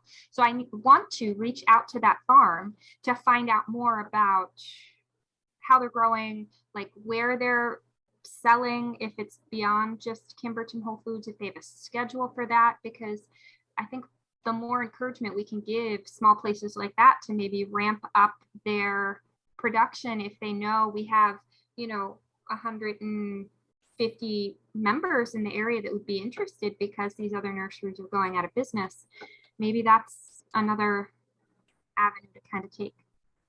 Yeah, I like that. Definitely let them know that we have a buying cohort that could be very interested and could support them. That would be great. So I'm sorry I couldn't be here in the beginning. I know I missed fun stuff, but was there anything that needed my attention right now that you guys are excited about that I didn't get to hear about? Marilyn had a really neat suggestion. When you put up that slide about Home Depot selling invasives, which I think came from change.org, Marilyn suggested that we do a plant this, not that, using that list of plants that are available at Home Depot or Lowe's. So if anybody wants to send me, it's the secretary email, a list of invasive ornamentals that you see at your big box store, I'll put them in the plant this, not that list, and I'll do that for the August newsletter. I thought that was a great suggestion, Marilyn, so thank you. Thank you. And you know what? Then I want to be naughty.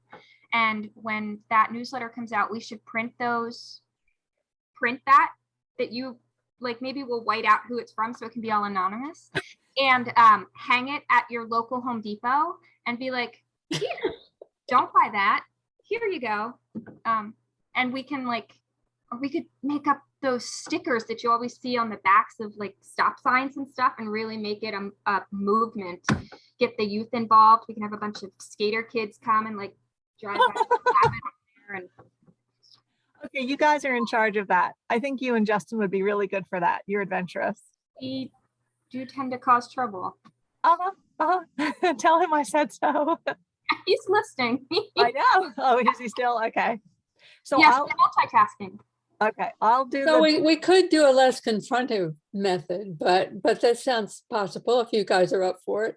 I already have it on like recording now. It's going to be on YouTube. They're going to know it was me anyways. So Well, and I don't think it's not the people who are at the local Home Depot who make those decisions anyway. It's somebody at corporate, wherever corporate is, and they buy from whatever supplier they have. So I don't know how much influence that will have at Home Depot, but in our newsletter, if we have, as Marilyn said, if we have suggestions for natives that are alternatives, I think the problem is if you're at Home Depot and you're looking at the list, let's say you take the newsletter on your phone and it says vinca is a non-native invasive, what can you find at Home Depot to replace it? They're not Right. going to have phlox stolonifera. They're not going to have native Pachysandra. Right. So kind of stuck there.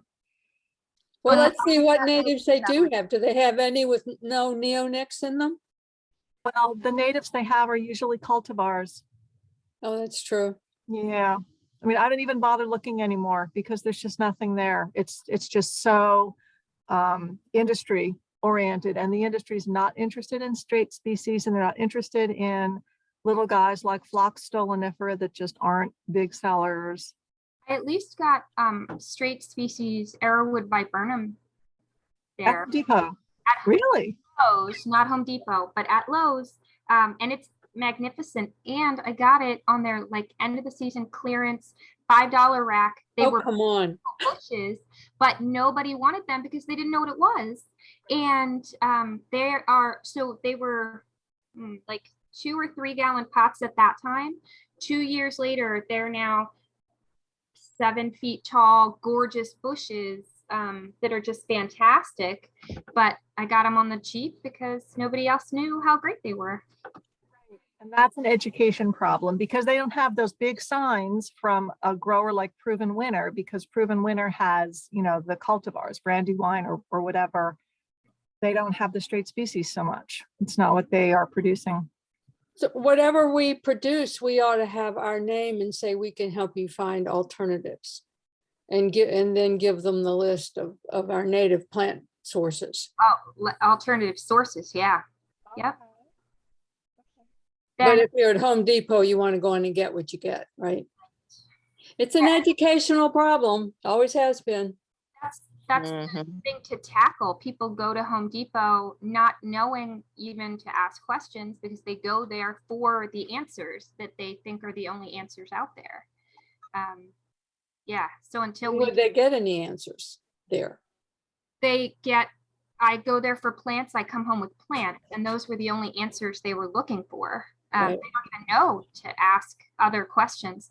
I was just listening to something the other day.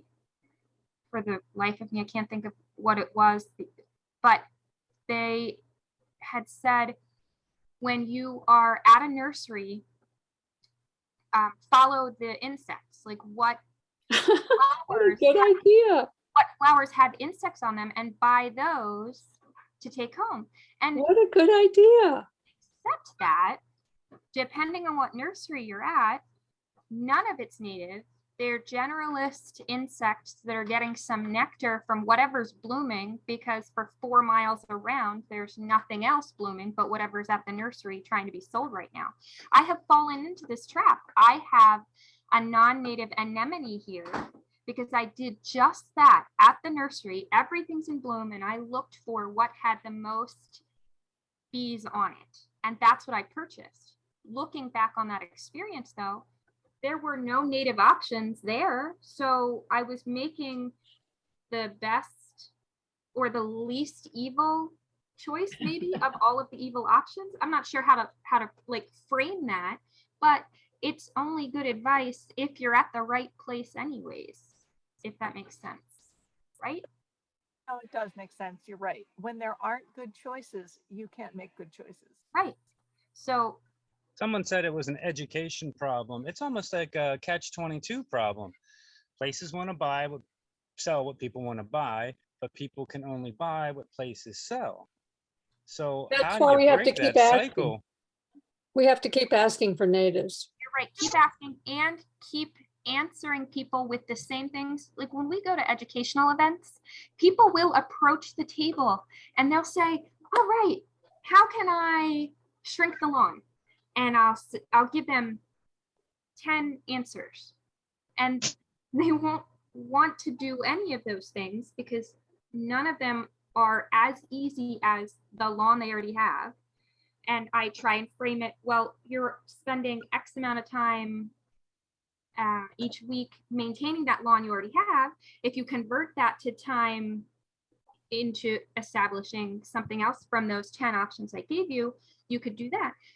You know, and I keep rephrasing it and keep telling them kind of essentially the same things, but just from different, but it's still not the answer that they want, or it's not the answer they're ready to accept at that time.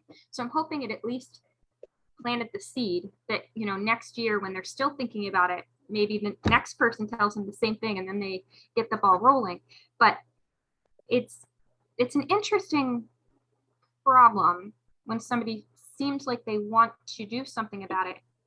So you give them answers, but they don't want to act on those answers. So Jesse, though, I think you hit the nail on the head, though.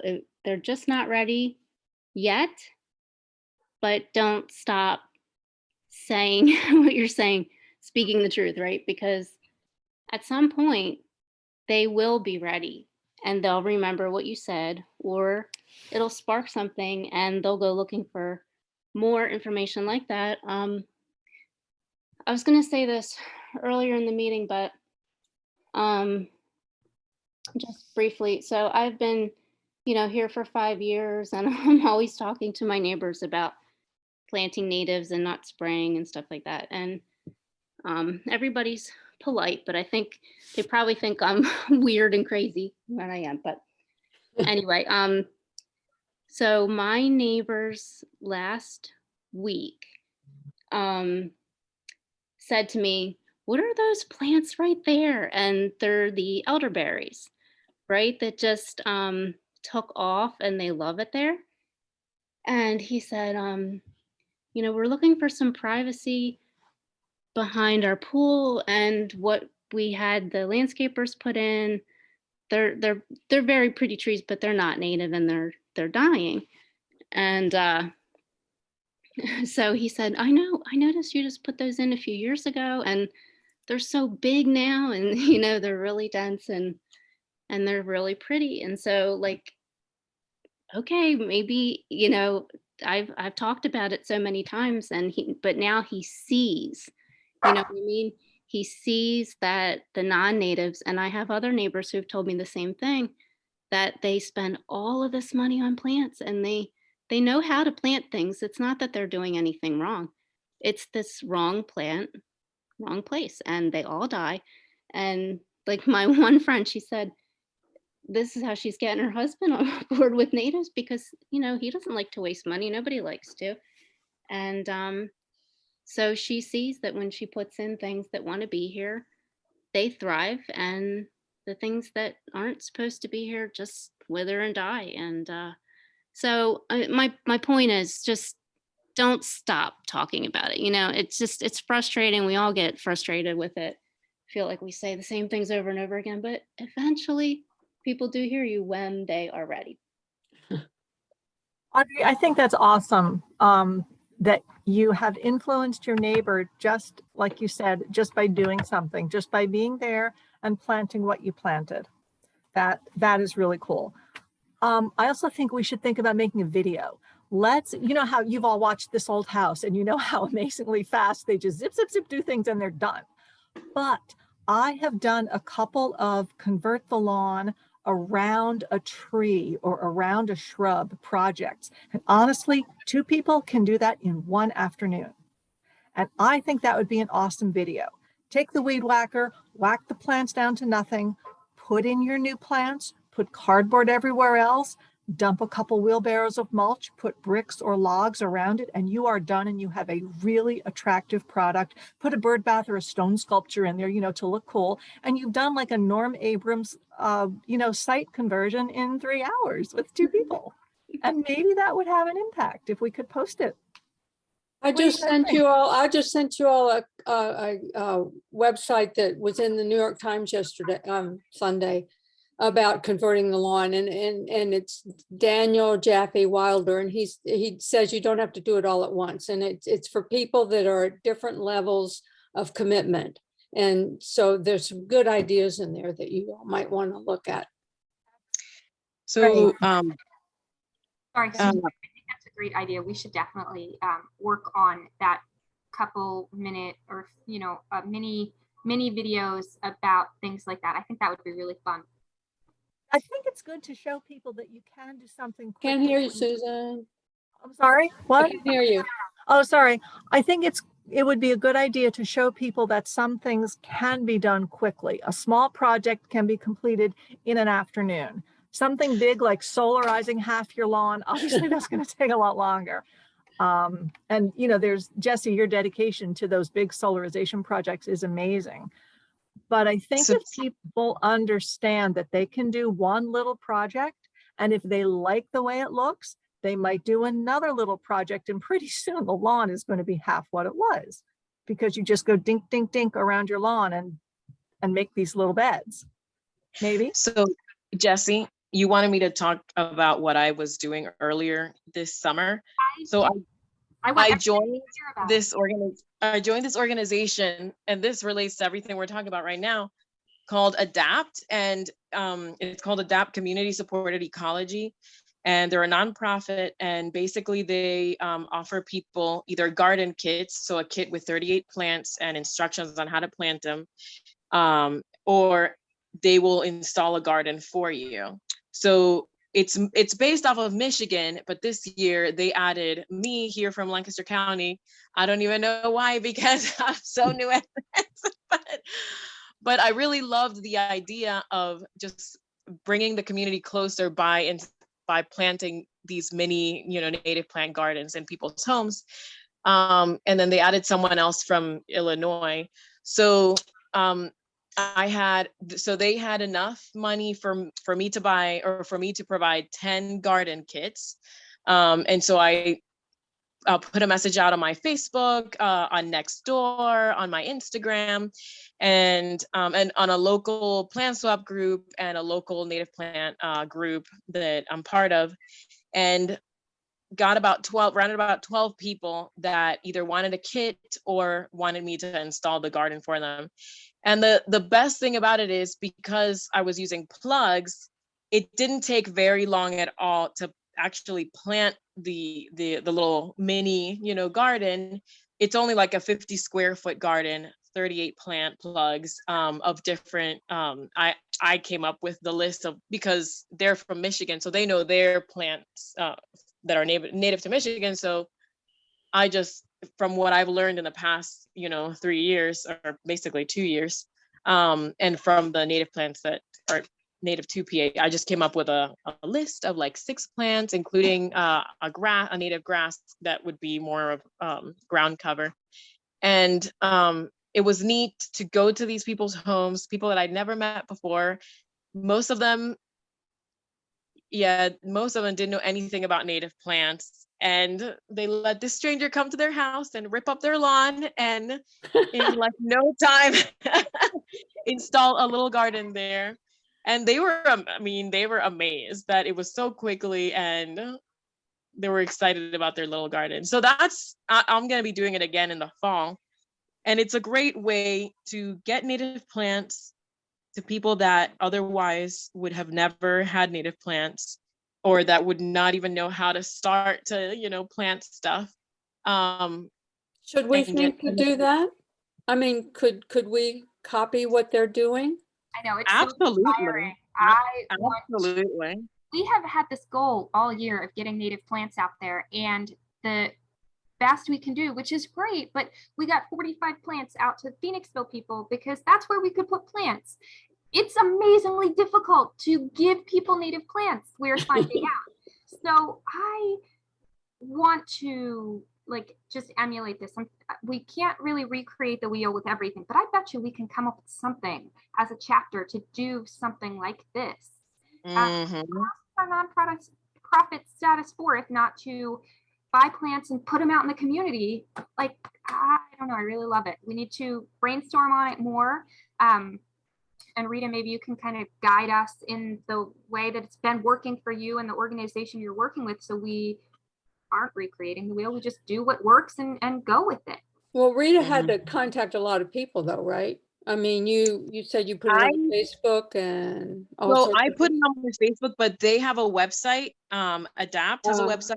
So people yeah. had to sign up through the website. So I honestly didn't do anything other than, so they signed up through the website and Oh, then, and the website contacted you, or yeah, the so Adapt they contacted you. they sent me a list of everybody who signed up. So what I did do was then I sent an email out. So they came up with this instruction manual of like what to do. And they had training that I went to in May or April. And so the first thing I did was send everybody a generic email saying like we've received your request. And I forget what all the email says, but then oh yeah, part of what the email said was when was a good time for me to either come install the garden or for them to come pick up their kit. And then for the people that wanted to come pick up their kit, I had, because I work, I had like set days that I was like, on this day from this time to this time, you're able to come pick up your kit.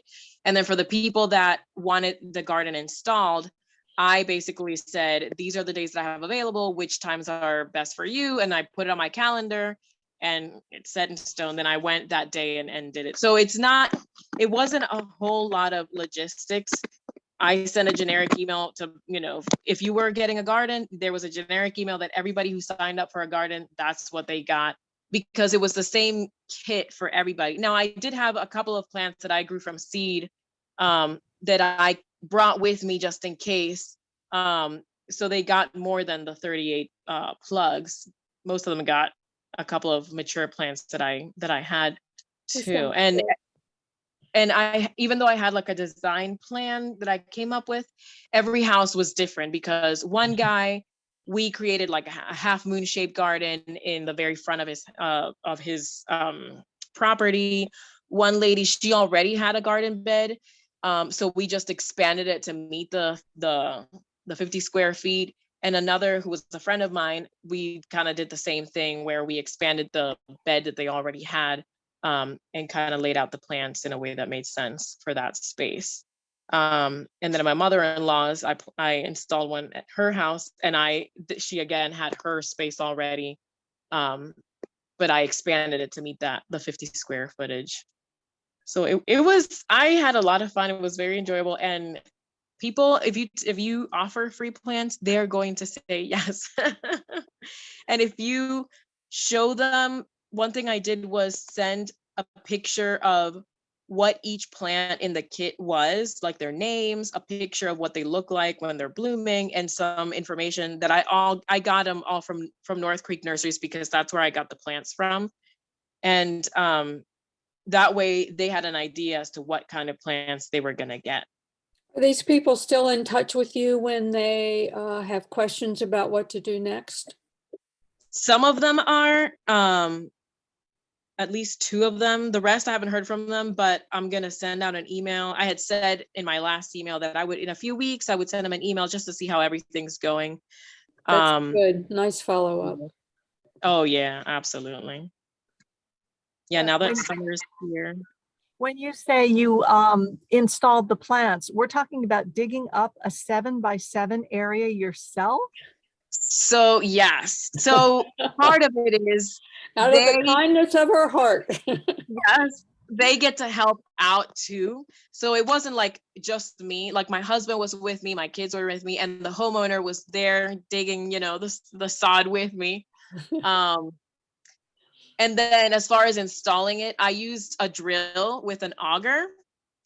And in like no time, I feel like that was the part that everybody loved. In no time, we dug up the 38 or 40 holes, depending on how many plants I installed. And then, so I would do the digging with the drill, which takes no time. And then my husband would put the plants in, or he would drill and I would put the plants in, and the homeowner would help watering every single hole and, putting the dirt on top.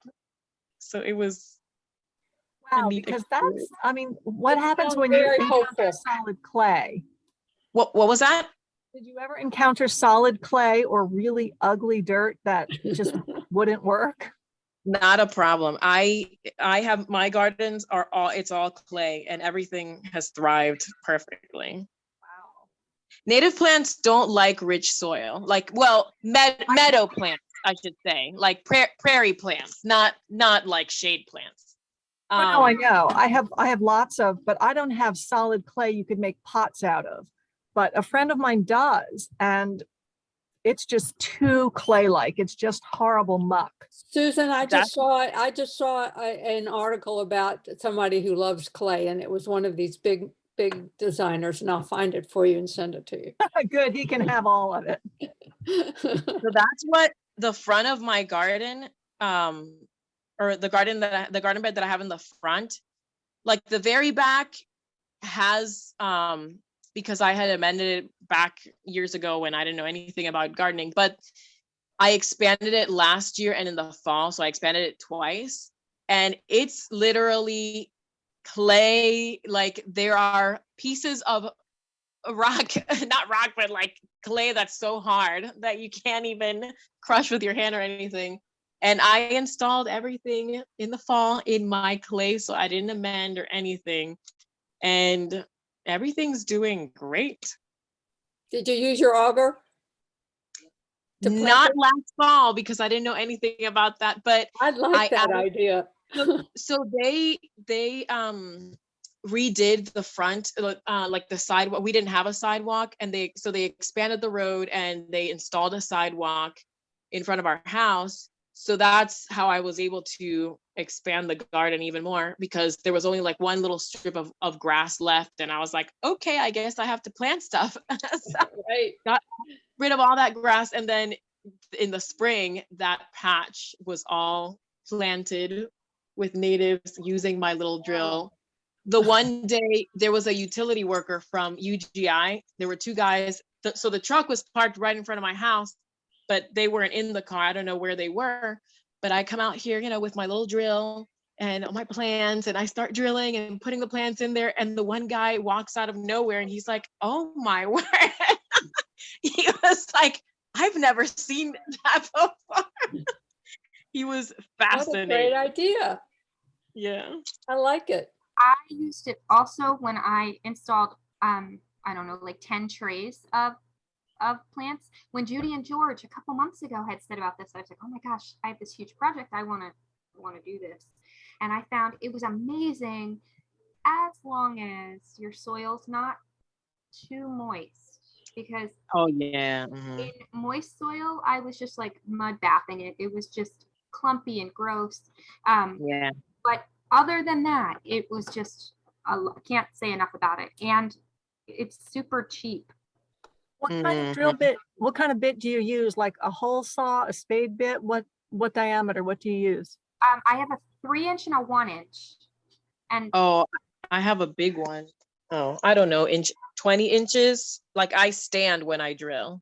oh no, mine is much smaller than that, Okay. because the plugs are only like between 3 inches and You're talking the tiny. length or the hole size? the I'm talking about the length. I will grab the bit. It takes me 1 second. Hold on. I'm talking about the diameter of because I'm thinking about a hole saw. I don't know what I would use, a spade bit or a hole saw. So the problem with a spade bit is that it makes the sides of the hole smooth. And a lot of times when I plant, I will rough up the sides of a hole that I did. Look at Jesse's Oh, you got an auger. auger. That's an auger. Okay. Yeah. So So what do you turn it with? With a handheld It has, you what? handheld. drill. So I just have my husband's drill that we would put like a screw in the wall or whatever. And Oh, that's the bit that goes in. A screw gun. Okay. Okay. Wow. No, That's like a 1/2-inch bit or something. Wow. Drill Well, it's Jesse. has an adjustable bit. Like on the end of this, you can Yeah, that's a really big bit, like a half. Okay, it's got to step down. Yeah. Okay, neat. Maybe that would fit 3/8. Where do you get it? So here's mine. Oh, Rita's look very similar. Oh, very yeah, there similar. you go. So where do you find these guys? I found mine at Work Lowe's. Pro at Lowe's. Lowe's. Lowe's with the neonics, right? Work Pro. Exactly. Okay, I see. Okay, cool. You I don't buy ordered plants. ours off of eBay for Always like learn 25 something. bucks, and it does fit a 3/8 inch cordless drill. Okay, thanks, Justin. I was wondering about the bit size. And we have an extra kit. We have an extra set. Great, I'll be over. That looks really easy. Yeah, it definitely made popping those plugs in much better. And you were asking about like, again, it depends on the moisture of the soil. Some of them made nice holes that were a little ragged on the sides, no problem. The moisture content changed things different, you know, but it was still overall easier than actually hand digging hole after Oh, yeah. hole. I had to dig that for 38 holes or, 5 flats of holes with a trowel. My hand would be dead. You're right. Well, I Mhm. need to have carpal tunnel surgery at the end of this month, so that might explain it. What a neat idea. Thank you. Yeah. That's And interesting. Rita, thank you for sharing. I would love it if maybe we could do, not to tax you because you have so much going on, but maybe sometime in the future, we could dedicate a portion of the meeting to you giving a presentation about, the gardens you put in, how you're having such a big effect on your community because you're getting them these plants, getting them out there, the education that goes along with it. Just the whole experience would be really great for lots and lots of our members and people who attend the meeting to see. Yeah, that sounds like a great idea. I like that idea. That's Oh, good. I do. Yeah. Okay. Okay, guys. I might have to say goodbye. Marilyn, it was great to hear you. I don't see you, but it was lovely hearing you today. I also have to go. We are leaving for vacation in a couple days, and my plant and dog sitter is here, so I've got to walk her around in the dark to see what needs to be watered while I'm gone. So Exactly. Not the dogs. No, actually do water the dogs, but water the plants too. well, and I have to prioritize for her. Like, you think that this porch with the hanging petunias is important, and it's not. If I come home and they're all dead, I don't care. But these sections here, I need you to take care of if you have to prioritize what lives. All the things you just put in. And then all those things. And in fact, they're doing amazing. I've only watered them twice, even though it's been so dry. I've watered that whole project twice. They're doing great, but I Yeah, have they're in the shade, right? Semi-shade. not as much shade as I wish, but shadier. But I have so many things that I haven't gotten in the ground yet, and those are the things I need to make sure she waters because they just don't have the resources. Every day. Okay, good luck with that and have a great time. Thank you. It was great to see everybody. Justin, thank you for kicking things off. I appreciate that. Did a good job. And thank you, Beth, for all that information. That was pretty amazing. That was fantastic. I can't wait to see the PowerPoint. Glad to be here. Thanks for the invite. Absolutely. We're looking forward to seeing you later this month. Sounds good. Okay, guys. Thanks. Bye. Have a good night. Good See night. you later. Night.